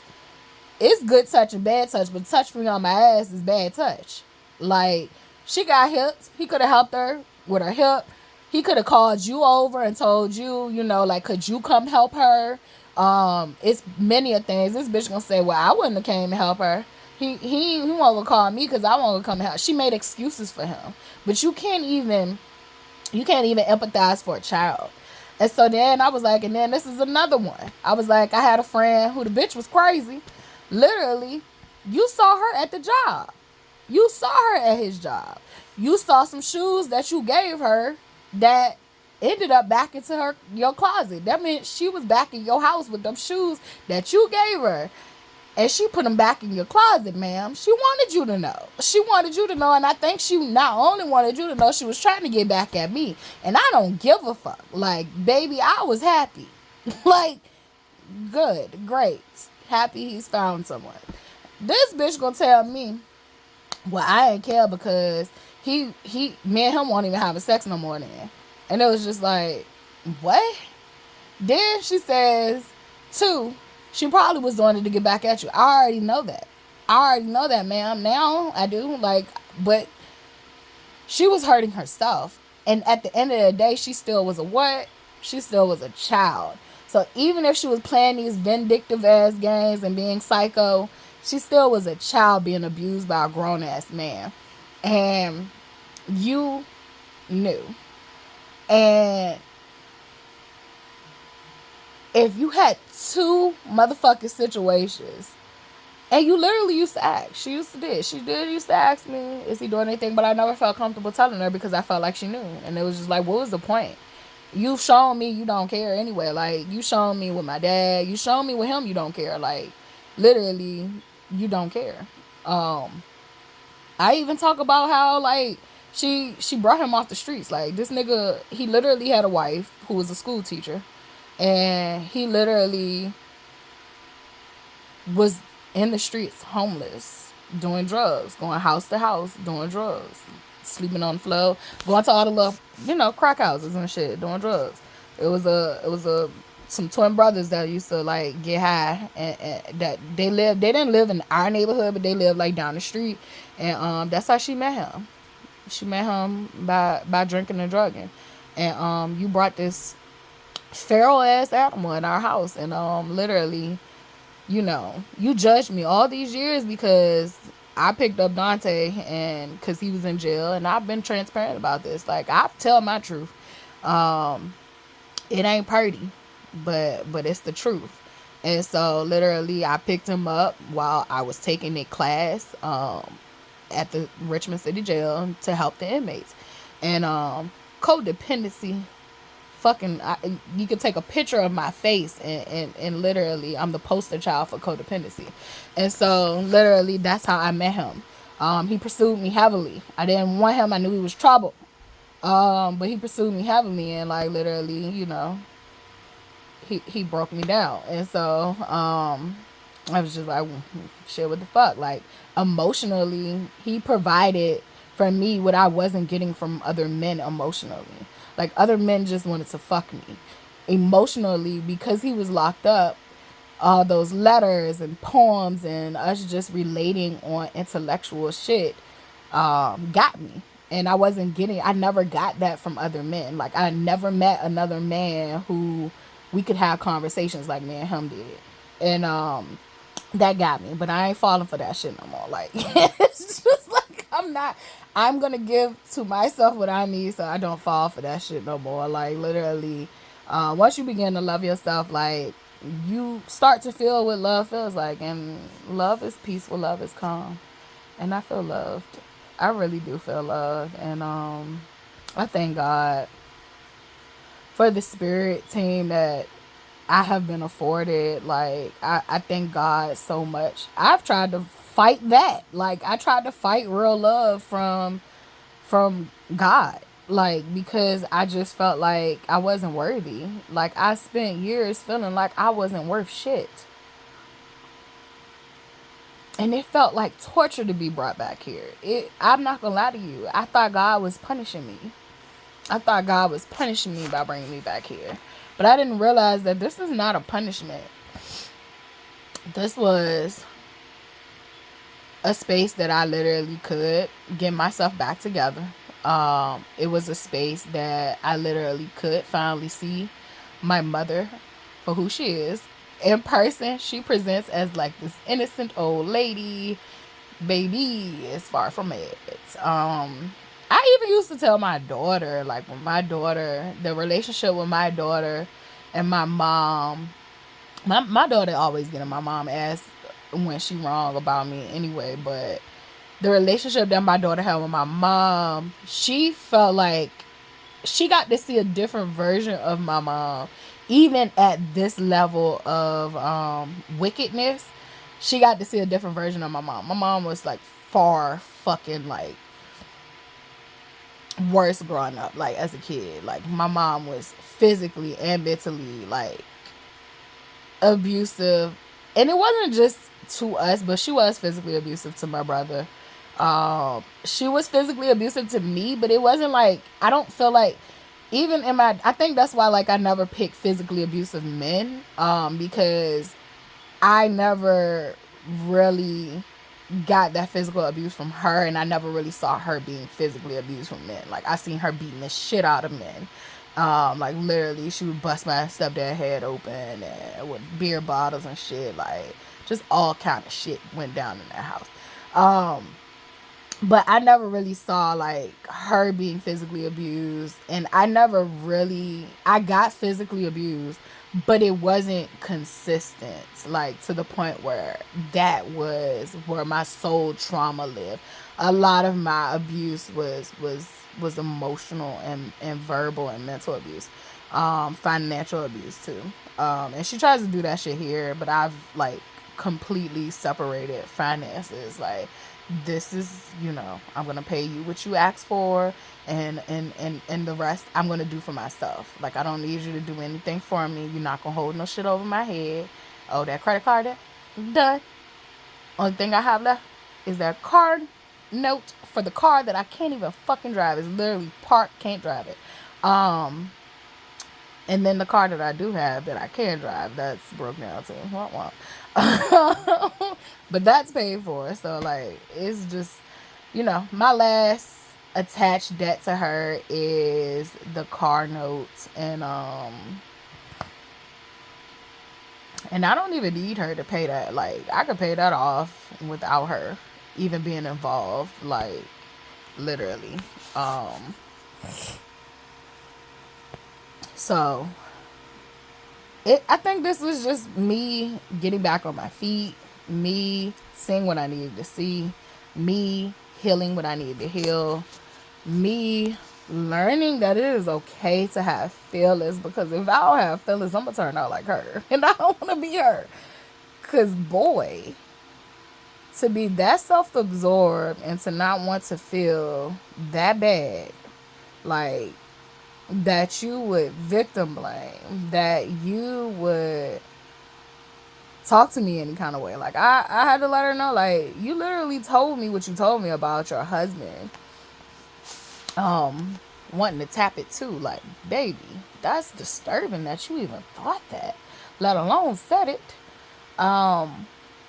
It's just been, yeah, like today was like this her trying to have a tug of war of trying to gaslight me of the reality that is real, and I'm not letting you gaslight me no more, ma'am, and I'm not letting nobody else do it either.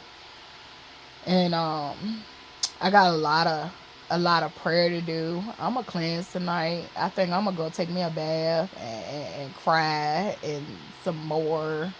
Not about her though. Like, I want to just cry for the little girl, the teenager, um, that had to endure her, that had to endure those abusers.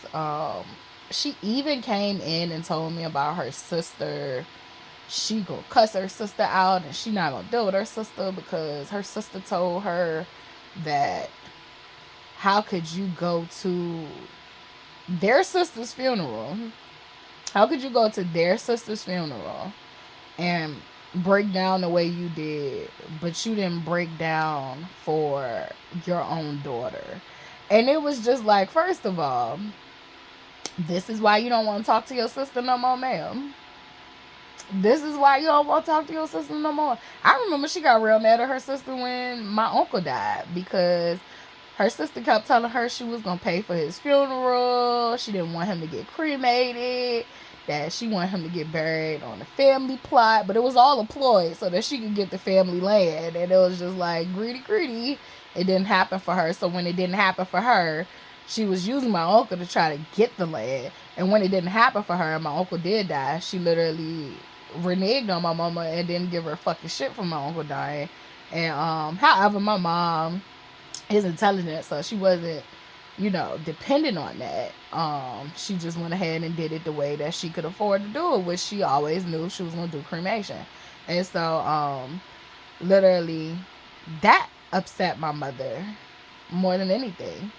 And I'm like, bitch, this lady did all this shit off all the shit she did to me is crazy. The shit she did to me is crazy. And my mother was aware of it. Now, was she aware that my aunt was standing at the door? No. Was she aware that my aunt didn't call her after letting me lay days in her house to my body actually physically started to heal on its own? That when you took me to the doctor, that they told you literally there was nothing they really could do, that my body had already started to heal itself. And they just gave you, gauze and treatments to how to do wound care. They taught you how to do wound care and me how to do wound care. Literally, that was all they could do. Yeah, they did slough the skin off my leg. Like, that shit hurt like fuck. But, like, literally, it was nothing else to do. It was nothing else to do. My body had already started to heal itself. So that's how long she kept me from the hospital. And you literally didn't stop talking to your sister. You didn't cuss your sister out. You didn't fucking disown your sister. Like, my dad, the pedophile, literally had to tell you, don't ever bring me up there again. He had to tell you that. He had to tell you that. And you did listen. Thank God for him. See, some areas I just gotta call it where I call it. Like, thank God that he did play a part where he played a part right there. Because who knows what else would have happened to me. I probably would have lost my motherfucking head if she would have sent me up there again by myself. My brother used to go up there for years, and I don't know.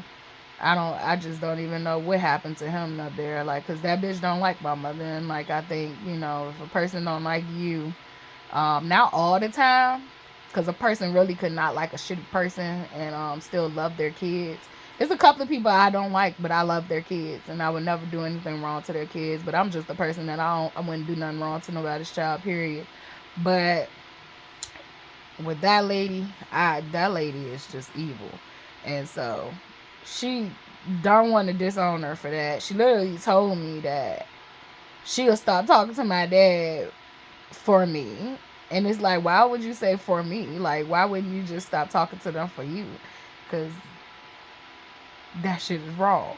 And but she would not stop talking to her sister for nobody. And I was just like, okay, cool. So now you come in the room tonight and tell me that you don't think you want to deal with your sister. And oh, now you don't want to deal with her. And guess what the reason is? Because she told my mom that she broke down at her sister's funeral and not at her daughter's funeral. And it was just like, first of all, your sister wasn't even around for your daughter's funeral. She did give you money for your daughter's funeral, but she wasn't around. She wasn't around. It happened during COVID. We didn't even have a funeral. We had like a little, you say your little words and all that shit. And my sister put you through hell. You put her through hell, and my sister definitely got her licks back. She got her motherfucking licks back in life. She licked your ass up. She did what I didn't do. She was not the bigger person, boo. She was not the big. She spread all kind of motherfucking lies and truths. She did lies and truths. she spread all kind of shit about my mama. Like, shit, my mama have been in hospital, in wheelchairs, colostomy bags, and it was the furthest thing from the truth. Like, literally, every goddamn lie and hole my sister dug for my mama, my sister fell in it. So, like, literally, that's why we don't seek revenge.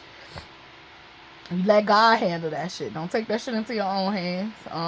Because the hole you did for others, you will fall in. Like, everything my sister used to go around lying and telling people about my mom that wasn't the truth, my sister ended up literally going through. Like, my sister literally ended up losing her kids. My sister ended up having to have open heart surgery, brain surgery, having to have bags on her side. Like, she had to get pushed around in a wheelchair. Like, the shit she literally used to spread around about my mom, like, literally ended up happening to her. And, yep. And so, my sister gave my mama hell. And I used to look at my sister as the complete bad guy. I don't no more, like, because my sister was being sexually abused. My sister told my mom, and my mom decided to, because my sister was such a hellion, she could hide behind that maybe my sister wasn't telling the truth. I wasn't a motherfucking hellion. I did what you wanted me to do. I did what I was supposed to do. I did what was right when I felt like it was, like what I felt like was right. I kind of walked a narrow path compared to my sister. Like, literally, it was no comparison. She was like, we were night and day. And so, like, literally, you're treating me the same way that you claim, you treated her for, because she used to lie all the time. And my sister she was a big liar. But imagine being with a sexual pedophile since you were a child. She was a baby, matter of fact. And the effects that might have on you. Then the fact that my mom didn't want her. Children know in utero if a mother is bonded and connected with them. My mom didn't want her. My mom tried to get rid of her. And so that's just a lot of trauma there. And so literally, their relationship was their relationship. And now I understand, like, shit, my sister was kind of set up for failure. And God rest her soul, she did cause us a lot of pain while she was here on earth. Like, baby was a hell raiser. And however, I have so much compassion for her that I wasn't able to have for her when she was living. And I think that's what my mother needed to realize. Like, baby, I have compassion for Dante because he's passed away. Baby, me and that man was at odds. We were at odds. We loved each other, and so we would still communicate. But I felt like, keep your enemy close. Keep your enemy close so you can know their next move. But we were at odds. We were not in this great state. I was mourning a relationship. I was trying to detach from a relationship that I had been in for 11 years. Like, you can leave physically, but if your feelings and your heart is still there, like, that connection is still there, that's a soul tie. Like, literally, that's a soul tie. Like, a lot of people think these white man pieces of paper is the all to be all, but there's literally, soul ties that you have, and people don't understand why they can't get over a person. And it's that. And so I was dealing with all these things, and I think that she literally feels like, oh, well, you have these feelings for Dante, but you don't have these feelings for us. And it's like, bitch, I done had these feelings for y'all all my life. Y'all don't appreciate them. You take it for granted. Dante's dead. He can't hurt me no more. Like, maybe I told her today, I was like, maybe when you die too, I'll have this level of compassion for you again. But right now, I can't have it. Like, I can't have it. That's dangerous and foolish. Like, I can't do it. And she was like, no, well, I hope that when I die, your grieving cycle don't be like that for me. And she didn't say grieving cycle, but she's like, I hope your grief doesn't be like that for me. And I was like, it probably is not, because I've been able to grieve you while you're living. And yeah, we went there tonight.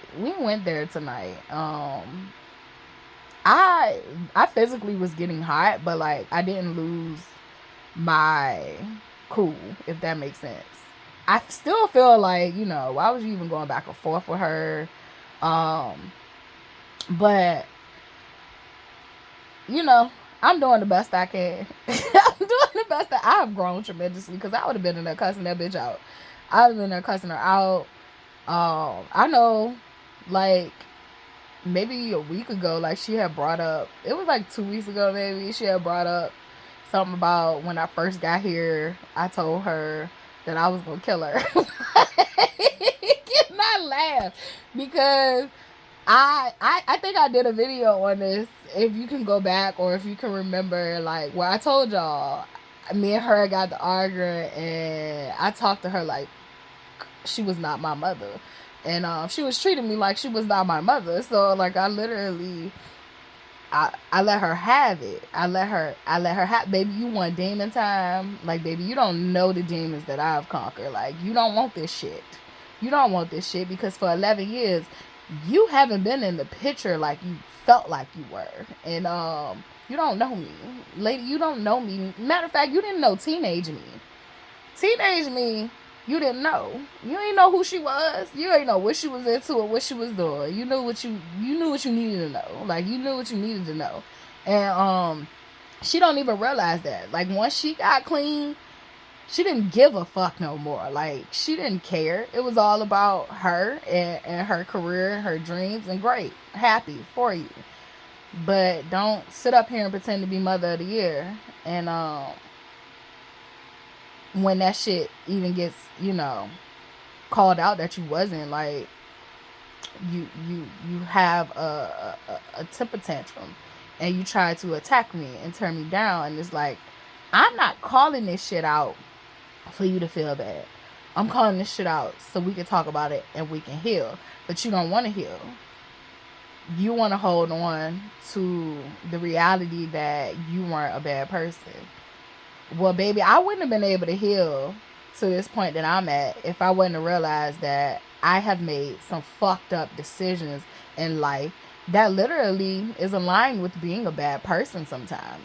Like, I think we all have made mistakes that is aligned with being a bad person. There's no perfect people out here. So, like, literally own your shit. And she don't want to own her shit. But she literally, when I came here, I think I was trying to have a conversation with her about stuff that was traumatizing that happened. She refused to. We got into this big ass argument. She started taking jabs, talking shit about me and Dante, calling me a drug addict. Like, she did all that shit when I first got here. Like, when I was in this vulnerable state, like, she tried to fill me up with so many shit that, like, it was like, I thank God that, like, I was constantly being reminded by Spirit, by God, by friends, even co-workers were constantly reminding me of, like, I'm not that type of person. And they didn't even know the conversations that was being had here. I would get literal random phone calls and random check-ins just to check in on me, and it would be a trigger and a reminder of, and they didn't even know that it was aligned with the abuse I was receiving, that like, oh, that conversation made me realize, oh, it's not me. And literally, she said some shit. She dug some deep nails. Dante had just died, like literally. From the moment he died, when we broke up, she was always constantly talking shit, but she was so happy that we was broke up that she was like treating me a little bit better. But when he died, she went ham. Literally, like, she just would say the most grotesque shit. And I just remember just feeling like, I'm not taking this shit, bitch. Like, you got the right one today. Like, I will kill you in this bitch. And that's what I said to her. I didn't say that I'm going to kill you. I didn't say that, literally, you know, like, I'm going to kill you. I said, I will kill you in this bitch. Like, I will kill you in this bitch. And I did. And it was because I had, we were arguing, and we were arguing in the car to the way back to her house. And literally, once we got to the house, I had so much rage. Literally to the point I couldn't see. That is not a good thing. Like, the clarity was, I'm not just talking about spiritually, I'm talking about, like, vision was blurred. Like, literally, I'm pissed off. I'm getting groceries out the car. Like, I'm not even paying attention to what I'm doing. I'm needing to do something physical because I'm wanting to fuck her up. And so literally, I'm just like getting the shit out the car, and she's still fucking picking. And it was just like, I just got to the point where it's like, you know what, bitch, like, I will kill you in this bitch. Like, you need to leave me the fuck alone. And this was the trigger for me. I was standing up talking. She stood up and talked too, and I was walking towards her. And then she told me that if I kept coming towards her, that she was gonna fuck me up. And when she said that, that's when I said, bitch, I'm not a child no more. Like, I will kill you in this bitch. Because, like, literally, who you gonna fuck? Like, who you gonna touch? Like, you not gonna touch me. And I was walking towards her, but I was not in her personal space. Like, I was not in her personal space. I was just letting her know, like, look, like, I'm not that. I'm not who you used to, like, bully. I'm not her. And that's how that came out. Because she told me that, like, who you walking up on, like, I will fuck you up in here. And she brought her fist up, and I was just like, oh, you done lost your mind. I will fuck you gonna fuck me up, bitch. I will kill you in here. And that's what I said. And I made a video and said how I had to go to God and how I had to apologize because that was my mother and I felt bad, and that shit had got really bad. I don't think I ever said what happened, but that's what had happened. And she brought that up. But when it happened, I felt like I was protecting myself. Like, it felt like, oh, you done lost your mind. Like, you threatened to hit me. And so, and it wasn't my intentions to want to hit her at that point. But we were really arguing, and I can understand her stance on it, but I can understand mine too. Because, like, bitch, you started this. And my conversation that I started was heavy, but her personal attacks and digs and jabs were what really started the argument. So I said what I said, and I meant what I said. And I know she didn't never try that one again since I've been here. She hasn't been trying to, like, physically abuse me. And she did have one day where she, like, tried to jokingly punch me, and I was just like, I let her know again, like, don't fucking put your hands on me. Like, don't do that. And then she gonna try to act like, oh, who's been abusing you? And I looked at her like, you. Like, who's been hitting you? And I'm like, you.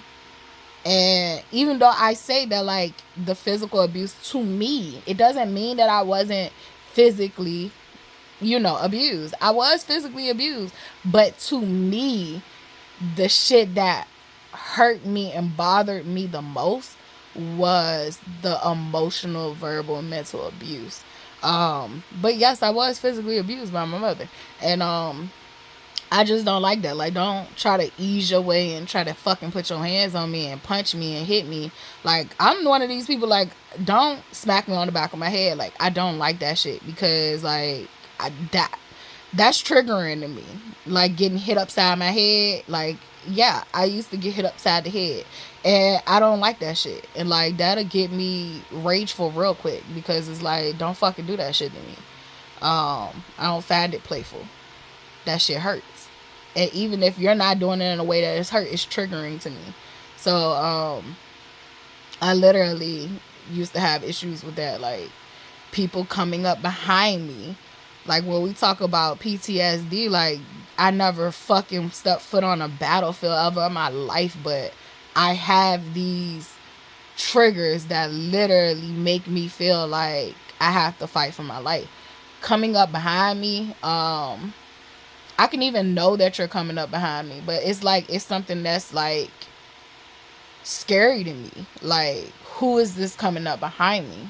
And I don't like it. I don't like it. I don't like it at all. And it's not even from no physical abuse. That's from some sexual shit. Like, I just don't, I don't like it.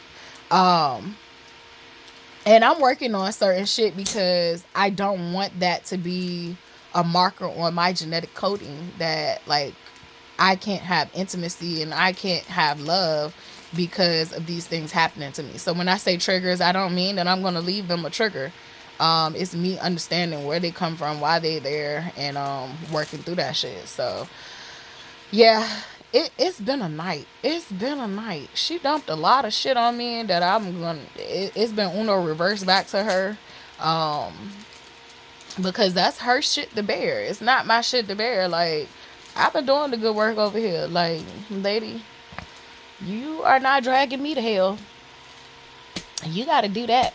Y'all got to be in hell by yourself. Y'all got to deal with y'all hell y'all created by yourself. By yourself. I won't be there with you. I am not there with you. I might run some shit there. but I won't be there suffering with you, lady. I will not. She had a lot. She tried to dump this way, and it was just like, lady, I'm not wearing this shit. I'm not wearing this shit at all.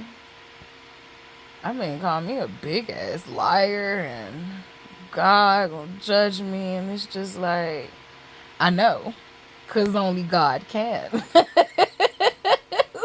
Like, I know, man, cause only God can. Like, ugh. That conversation went from here, there, to fucking everywhere. She tried to make me dizzy and couldn't. Like, I'm like, I'm still, watching you. I'm still hearing you.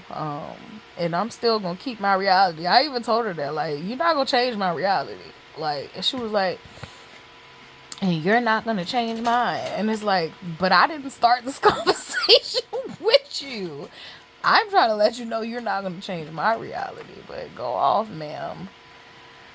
That bitch, like, she just went everywhere tonight. And then I think she tried to get me to sympathize with her about her sister saying that to her. Like, girl, I'm tired of taking up for you. I'm not taking up for you. May y'all eat each other alive. I don't give a fuck. Like, the same way you didn't give a fuck about her doing shit to me, I don't give a fuck. I don't give a fuck. Like, let her have it. Let her have at you. Well, tell me something. You think I should cuss her out and just stop talking to her? I don't give a fuck what you do. You don't remember. I told her. I was like, you don't remember you told me, like, you won't gonna stop talking to your sister for anybody. Like, why are you asking me what you should do? Because I said, if she would have did that to if that was my child, like, I said she would have been in jail. My mom told me something. I probably should have sued. My mom loves money. If you haven't picked up on it, my mom loves money. Because that was another thing she said.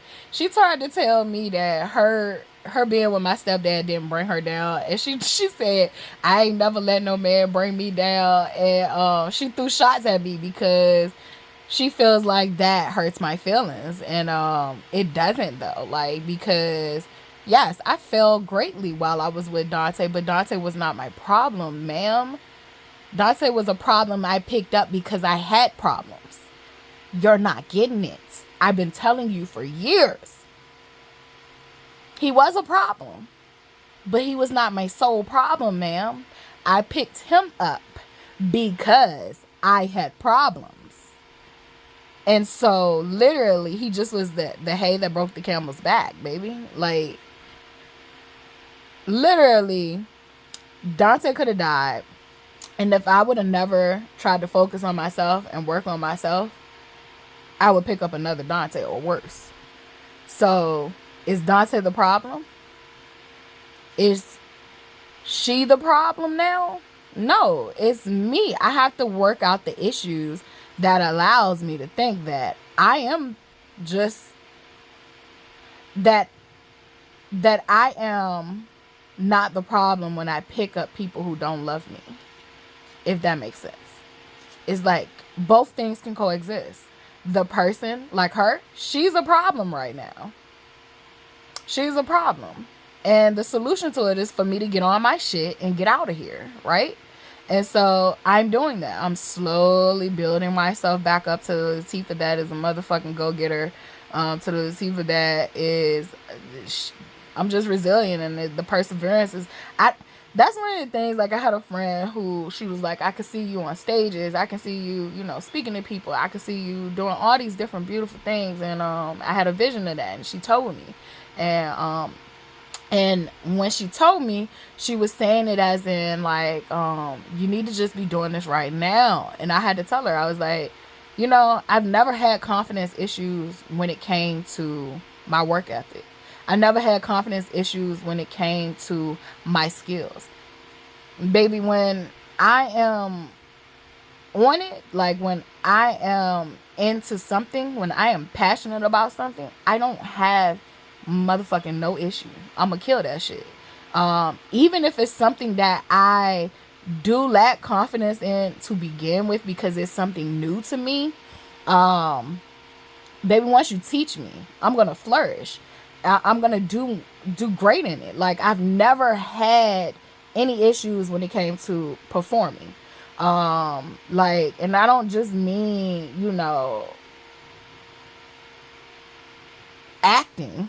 I mean, like, literally, when it comes to this work and shit, like, my work ethic is impeccable. I literally told you I went to school with a baby, with a boyfriend who had a drug addiction, by myself. Like, that was my support system. My mom was my support system for basically, like, my first 2 years in college. She was my only support system, and the professors I had. And then once I got pregnant and I had my daughter, it was me and Dante, and my mom would support wherever she felt like she wanted to, because she hated who I had chose to be with. And so literally, I did that shit. Like, never took a break. The only time that you can even look at my transcripts and see that I was on break was when it was a summer where I had to get my gallbladder removed. And like I literally had an emergency surgery. So, like, I was supposed to go to summer school. I even wanted to take a break, but I was just like, I gotta keep going, and God sat me down. Literally.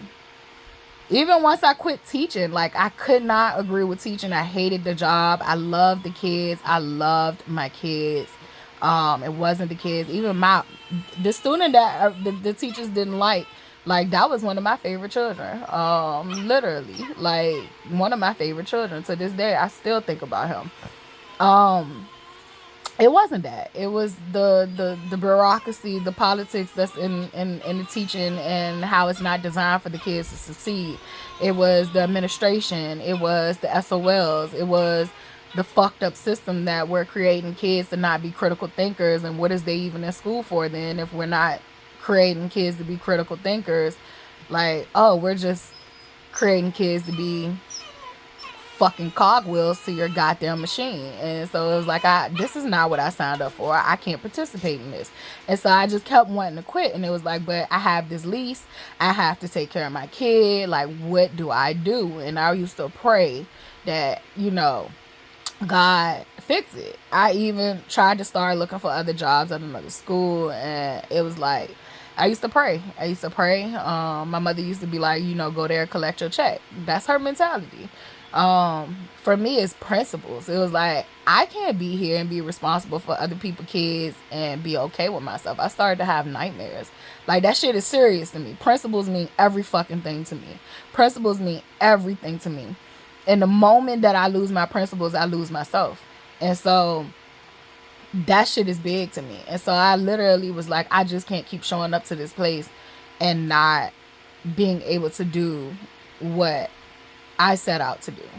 And so I used to pray, and I got into a car accident, and I always said, God have a sense of humor sometimes, because if you don't sit your ass down, God will sit you down for you. And once again, I am sitting down. And so literally I kept trying to stand up, and God's like, sit down. It's like, God, no, I want to stand up.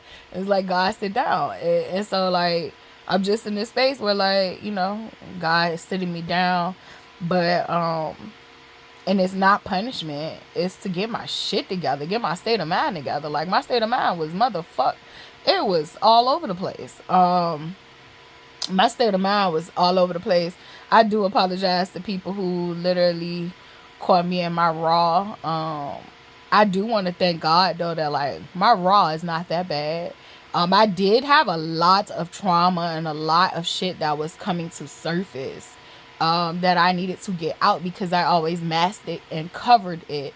And constantly, while I was trying to get this shit out, I had her literally trying to stop me from getting it out. I had her and family members trying to stop me from getting it out. So, literally, I thank God for everybody that got cut off. I don't feel bad. Literally, I cannot afford to be in company with people who are not aligned with me. So either you got to be aligned with me in some type of fashion or form. And it's not about me looking at you as being beneath me, as in a way where I want to put my foot on your neck, like these colonizers do. It is me just literally acknowledging that I am no longer in that space. I am no longer functioning off that plane. I am no longer functioning in that realm of understanding. And I am fucking happy for me. And in order for me to keep and protect my peace and my energy, to the fuckaloo. So yeah, this lady's not gonna rob me of my dreams.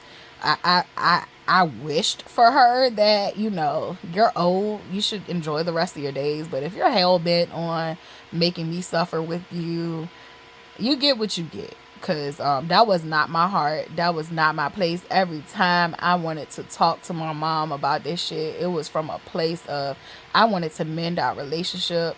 I wanted to heal. I wanted to, a part of me wanted to get an apology from her. But I got an apology from her, but it was so fucking empty. It was cold. It was unapologetically.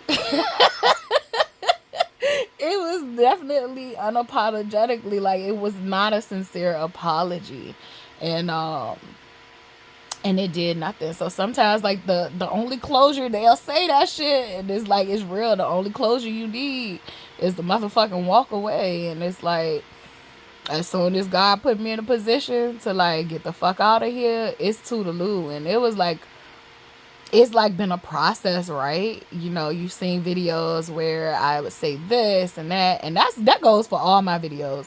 Like, I have been evolving since the day I started doing these videos. So, like, if you see something that, like, oh, well, she said that back then, and now she's saying this, like, I'm growing, I'm learning, I'm growing, and I'm evolving. So, yeah, like, it's what most of the stuff that I was thinking and feeling then is not aligned with me now. And I'm not talking about fact shit. I'm talking about, like, feelings. Like, you'll see in a video where I would be like, oh, well, that's my mother, I don't care, you know, what don't nobody fuck with my mom, like, or I'ma deal with my mom on my own. And it's like, now I don't give a fuck. Like, um, that's a title. That is a title. She was given a responsibility, and she failed miserably. Does that mean that she didn't do some things right? Of course, she did some things right. She did some things right. She pushed education. I'm thankful for that. She taught me a lot of motherfucking street skills. She taught me a lot of street skills. She taught me a lot of wisdom and common sense. I give her that. Like, I would give her that. She made me a motherfucking soldier. My mother made me a motherfucking soldier. My dad did too. My dad treated me like I was in the Marines. My mama just made me like a really, really intellectual soldier, stealthy. Literally keep motherfuckers on their toes type shit. So, but both of my parents played mind games and all that shit. So, like, I take the good with the bad. I take the good with the bad, and I try to use the bad for the good. So, she did some things right, and some things she did just horribly fucking wrong. And I literally can say that if I die before she died, if she died before I die, that I'm at peace with whatever the fuck happens.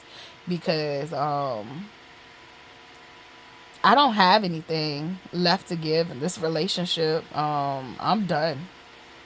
I'm like super done.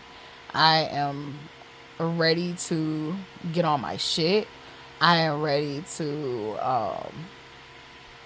work and continue to put myself out there. Like, I am just literally, my number one and main focus is gonna always be self-healing.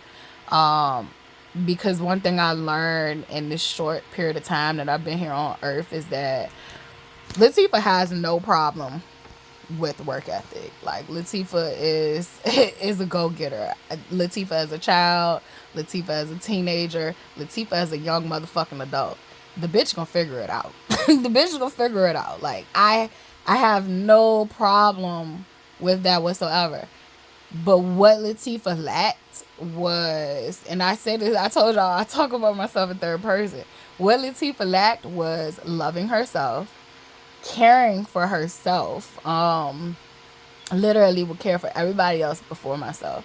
And those were the things I needed to work on, the internal things. That physical shit, like, I'm a beast at it. Even down to me feeling self-conscious about my body. When I put my mind to it, I can sculpt this body to look what the fuck it needs to look like. And my genetic coding is great as far as my shape. But, like, once I put my mind to it, like, literally, the weight will melt off, and I will have the body that I desire. So when it comes to physical shit, like, performance physically, like, I can outperform most. And I'm a beast at this shit. I've always been a beast at this shit. Like, I'm a beast at this shit. Like, I literally had 3 degrees by the age of 24, 25 with the kid while I was taking care of a heroin addict, while I was neglecting myself. Like, this was not even me at my motherfucking peaked hill performance. This is me going off fumes. So literally, like, if I could do that going off fumes, going off God's grace, going off God, imagine what it looked like when God heals me, and God literally allows me to be happy, healthy, and healed doing this. Like, it ain't no stopping this shit. So, like, literally, I have no I don't feel stuck here no more. Like, I used to feel stuck here. Like, God, don't leave me here. Like, why would you leave me here? And it's like, I don't feel like that. Like, my faith is intact that God had a plan the whole time. And I just, I wasn't trying to hear it. I was not trying to hear it. But everything happened for a reason. Because at one point in this, I was like, oh, my mother. And it's like, no. And it's not even with malice, though. Like, yeah, she pissed me off while we're in argument. But, like, once I done process that shit, it's just like,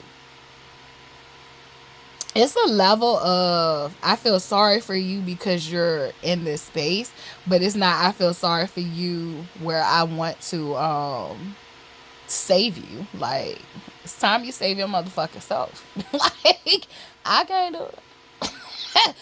I can't do it because I don't. God gotta do it because that's a miracle right there.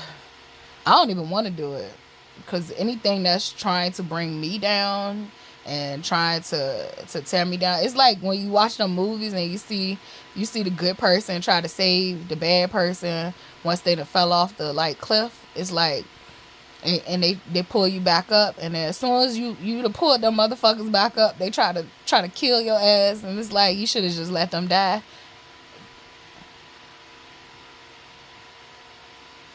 We're here now. This is the part of the story that we're at. It's like I've tried everything. And now it's time for me to save myself and my child and that little whiny ass dog. So yeah, that's where we're at in this story. This was a long one. I ain't did a long video like this in a long time. I don't think I had one too this drama filled, but I think all my videos are drama filled. I don't know what the fuck I'm talking about. See, that's not realizing trauma. It's trauma. Yeah.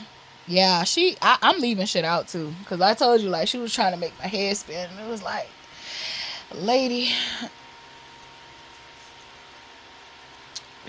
it's like, give it up. Leave me alone. It's like all you want is my energy. And it's like I don't have any to give you.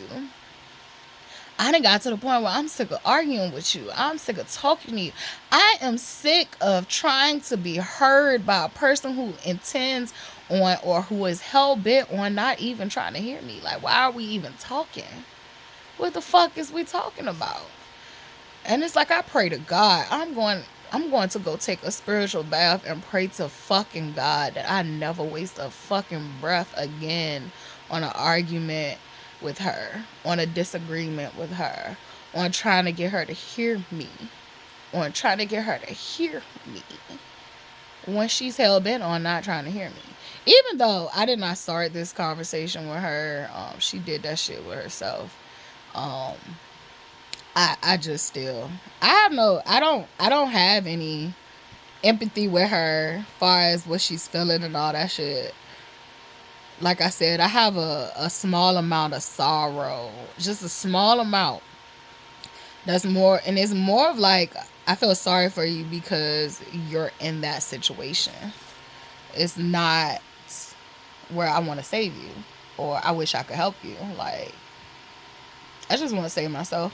And I just want to worry about me and my daughter and that dog, and to never allow anybody in my life that is not done the healing work on themselves to be equally yoked and aligned with me, to be in my life or my child's life. Like, literally never again. I don't care what the title is. I don't care who you is. I don't care what you do. I don't care. I don't care. I don't care. Like, ick. I get that ill feeling. I literally be getting the ick for real. Like, I never even knew how to get the ick for a lot of people, and it's like now I'm starting to just get the ick, and she's one of them. It's just like ick, like ugh. Like, you're my mother? Ugh.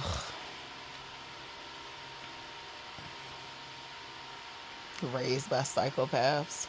I'm literally, it's like I'm realizing, like, I'm not within the standard deviation of this shit. Like, I'm not within the standard deviation of this shit at all. Like, statistically speaking, I'm supposed to be a baby mama of multiple men. I'm supposed to have, like, all these kids and be on welfare. And I'm supposed to, be crazy. And for real, literally, I have an origin story of a serial killer or a psychopath. A lot of us do. And yet, the people who make up the statistics for that shit is actually white men. White men. And it's interesting. It's like, I almost wonder how like white people would turn out if they literally lived the black experience. I don't know. I just thought about that.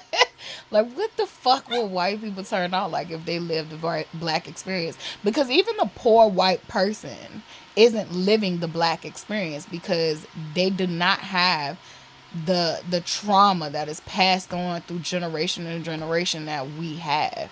Like, their life experience is similar in the sense that they know pain and suffering, but they still don't know the pain and suffering as a black American.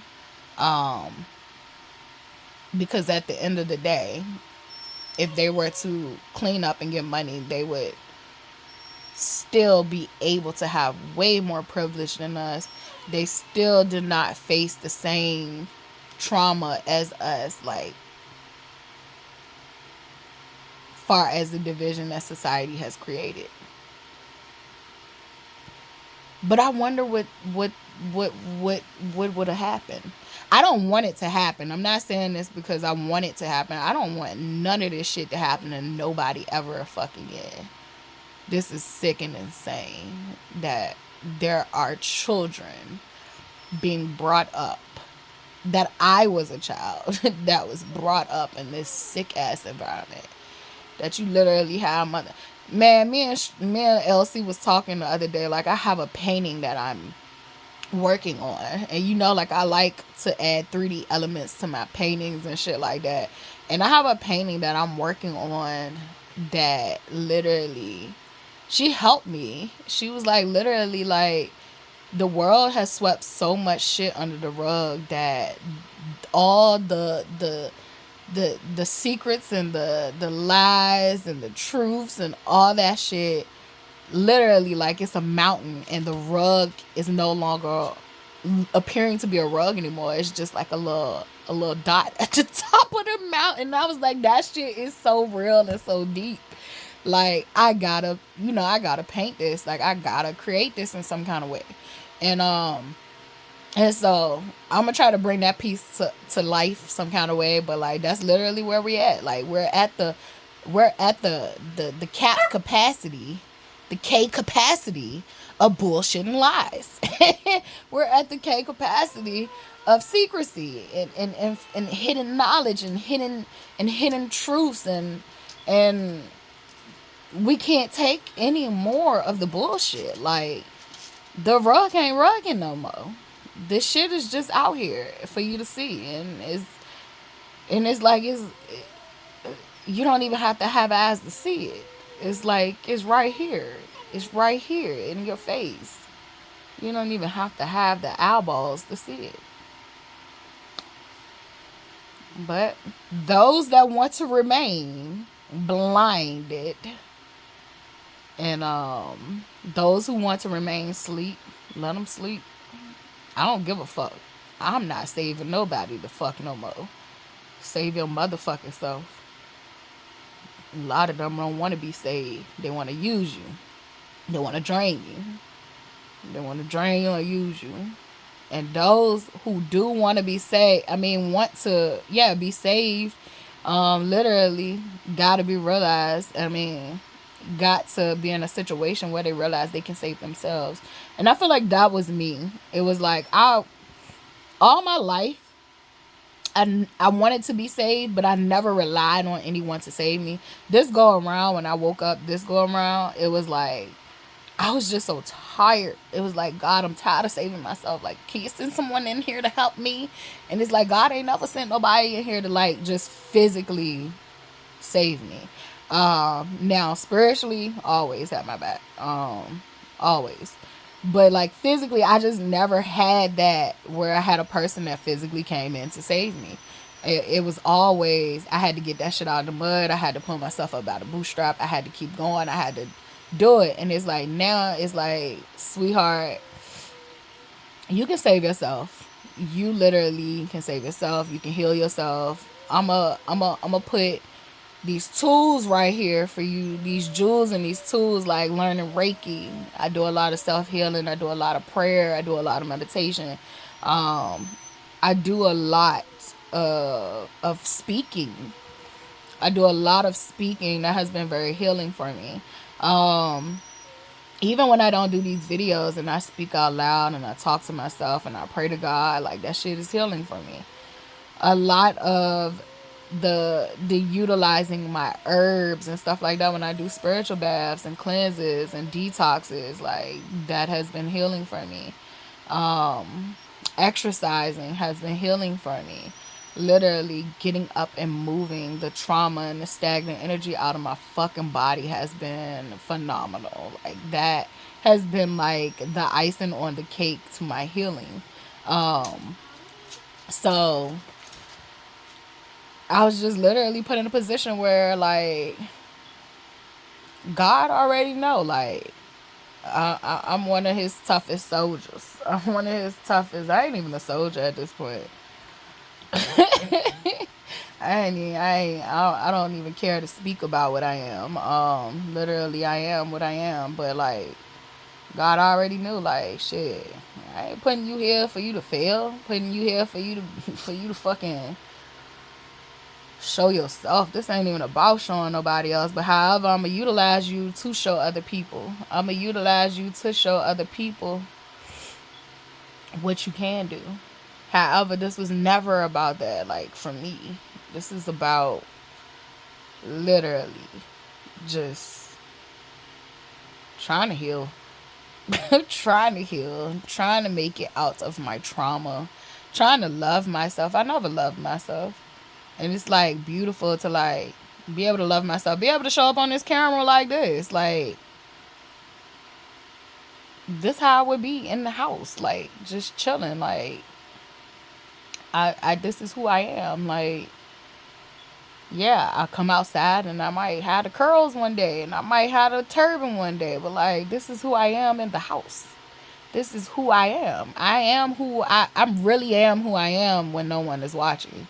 And so just being able to embody that when someone's watching, and not feel embarrassed, ashamed, or guilt. Like I'm just tired of the fake shit. I'm tired of pretending. I'm just so tired. I remember like being in the tub the other day and just wanting to cry, and I was just releasing some shit, and I felt like I couldn't even cry because the cry was fake. And it's actually the reverse. And I remember being a little girl and wanting to be an actor, right? And I remember like a voice in my head was like, if you want to be an actor, then you gotta learn how to cry. And it was like, you gotta learn how to cry on the spot. So like I was a little girl who could learn how to cry on the, like I knew how to cry on the spot because the voice in my head told me like literally the way you learn how to cry on the spot is you think of something really, really sad that affected you. And literally that's what I did. I used to cry sometimes like when I would try to practice acting. And I would think about something really sad and start to crying. I never really used that as a weapon. Some people do. However, I got to a point in life where I stopped crying at all. I felt like crying was a weakness. I was trained and conditioned that crying was a weakness. And it's like now I be having blockages when it's time to cry because I feel like I'm pretending. And it's like, bitch, you'd have been through enough shit to be crying all day long for goddamn years to come. And it's like, I'm now rewiring and retraining my brain to like, you know, crying is a strength. Crying is purification. Crying is cleansing. Crying is relief. Crying is medicine. Crying is therapeutic. And black men and women just need to fucking cry. We just need to cry. We just need to cry again. We need to cry a fucking again. And be okay with it. It's literally white women right here, right now would cry on the spot about absolutely motherfucking nothing. About motherfucking nothing. Just to get our black asses knocked the fuck off. If we don't start crying, we ain't gotta cry with them, but you know, them type of white people. But we gotta start crying again. We gotta start crying again with safe people and with ourselves. Like, cry with yourself. That shit is not weakness. If you're a man, baby, I don't want you if you don't cry. If that motherfucking tear don't come down your eye, I don't want you. No. You got some healing to do. You got a lot of healing to do. Like, I want to protect her, but I don't want a motherfucking psychopath that ain't learned self-control and emotional intelligence. Even though, like, literally the definition for psychopaths would be someone who doesn't have emotional intelligence at all. They're not able to, like, feel properly. I do feel like for us, we're outliers because it's like we literally would hit the markers of psychopathy. Like, but I think we have feelings, and it's a weird thing, right? Like, we have feelings, we just didn't know how to tap into them all the time like we should have. For me, I have feelings for other people, but I didn't have feelings for my own self. And I was only able to have feelings for other people mostly because it's like, it's a situation where, like, you're not my everyday issue. And so that's how it kind of was. It's like, I'm just here to assist you and help you along your way. Or you're my mission and I'm going to help you until the mission is over. And it's like, so I could give you feelings and all that shit, but I ain't have them for myself. And now I do. And I have less for others. I still am very, very loving and kind, but I give a lot more of my feelings to myself because I needed them. I'm the savior I was looking for, and God literally flows through me so that I can save myself and so that I can not fall into the traps of the wicked, because literally, as you can see, the wicked wants you down in hell, the pits of hell with it. And to me, hell is not it's not a location. It is these cycles and these concepts that keep us literally trapped. And so I literally don't feel stuck no more. I feel like, you know, when God removed me. It ain't no looking back. It ain't no, I gotta worry about this person, I gotta worry about that person. All I gotta do is worry about myself and Charlotte. I thank God for the solid people that he did reveal to me, and I thank God for revealing the ones that was not solid whatsoever.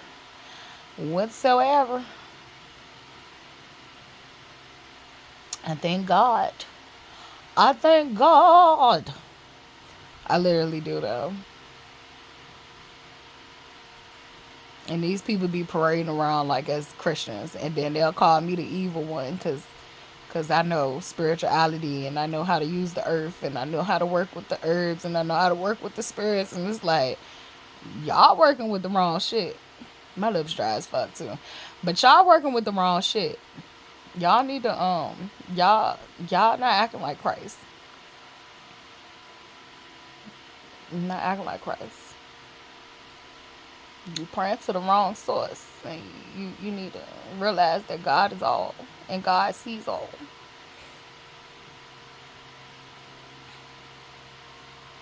And God is utilizing them too. I figured that out. Like, God literally be utilizing them to like to keep us sharp, to keep us fucking sharp.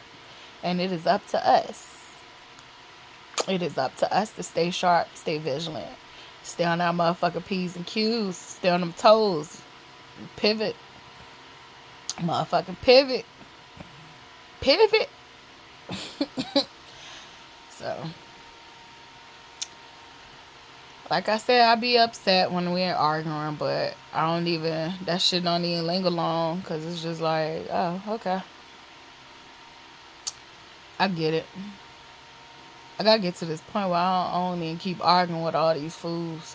I can stand up for myself, and that's one of the things too. It's a balance thing, right? But like, this has been helping my anger management of me not hurting people that hurt me physically.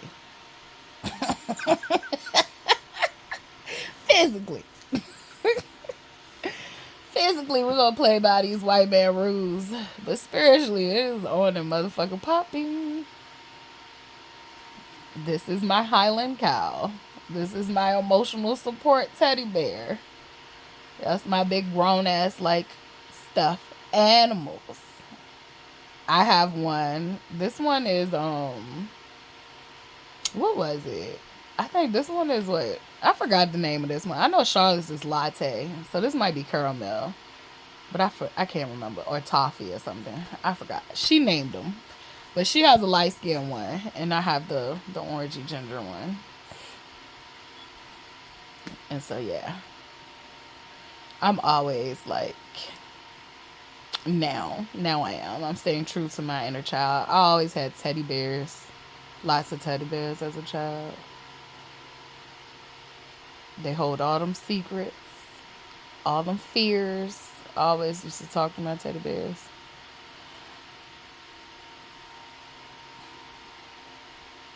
But yeah, I'm gonna get on off of here. My hand about to go numb from holding this damn phone for 2 hours. I ain't even use a selfie stick. It's 3 hours. Alright, I'm gonna go ahead and hit the shower. Or the bath. I think I'm gonna do a bath. Gotta cleanse. I don't know. I'll figure it out when I get in there. But y'all stay vigilant out here. It be your own motherfucking mamas, your daddies, your cousins, your sisters, your brothers. It can even be your own child. It could be your wife or your husband if you pick the wrong one. So, literally, definitely stay vigilant and sharp. As long as you stay true to yourself and love yourself and stay grounded in God, you're going to be okay. Or whatever your higher power is that you call it. I think we're all parents to the same source. So, it's just some people are praying to harm other people for no fucking reason. And that's where you're going to lose every time. So, good night. Good riddance to all these fucked up little cycles that were cycling. I am gone. I know what I need to know, and I'll be here for as long as I need to be here. But I know I'm not her problem. I was my problem. But I know I'm not her problem. She keep wanting to make me her problem. I'm not your problem, bitch. You your problem. She not my problem no more. She her own problem. And I'm working on my problems. So, like, literally, leave me the fuck. And even if you don't leave me the fuck, you don't have no access. Access denied.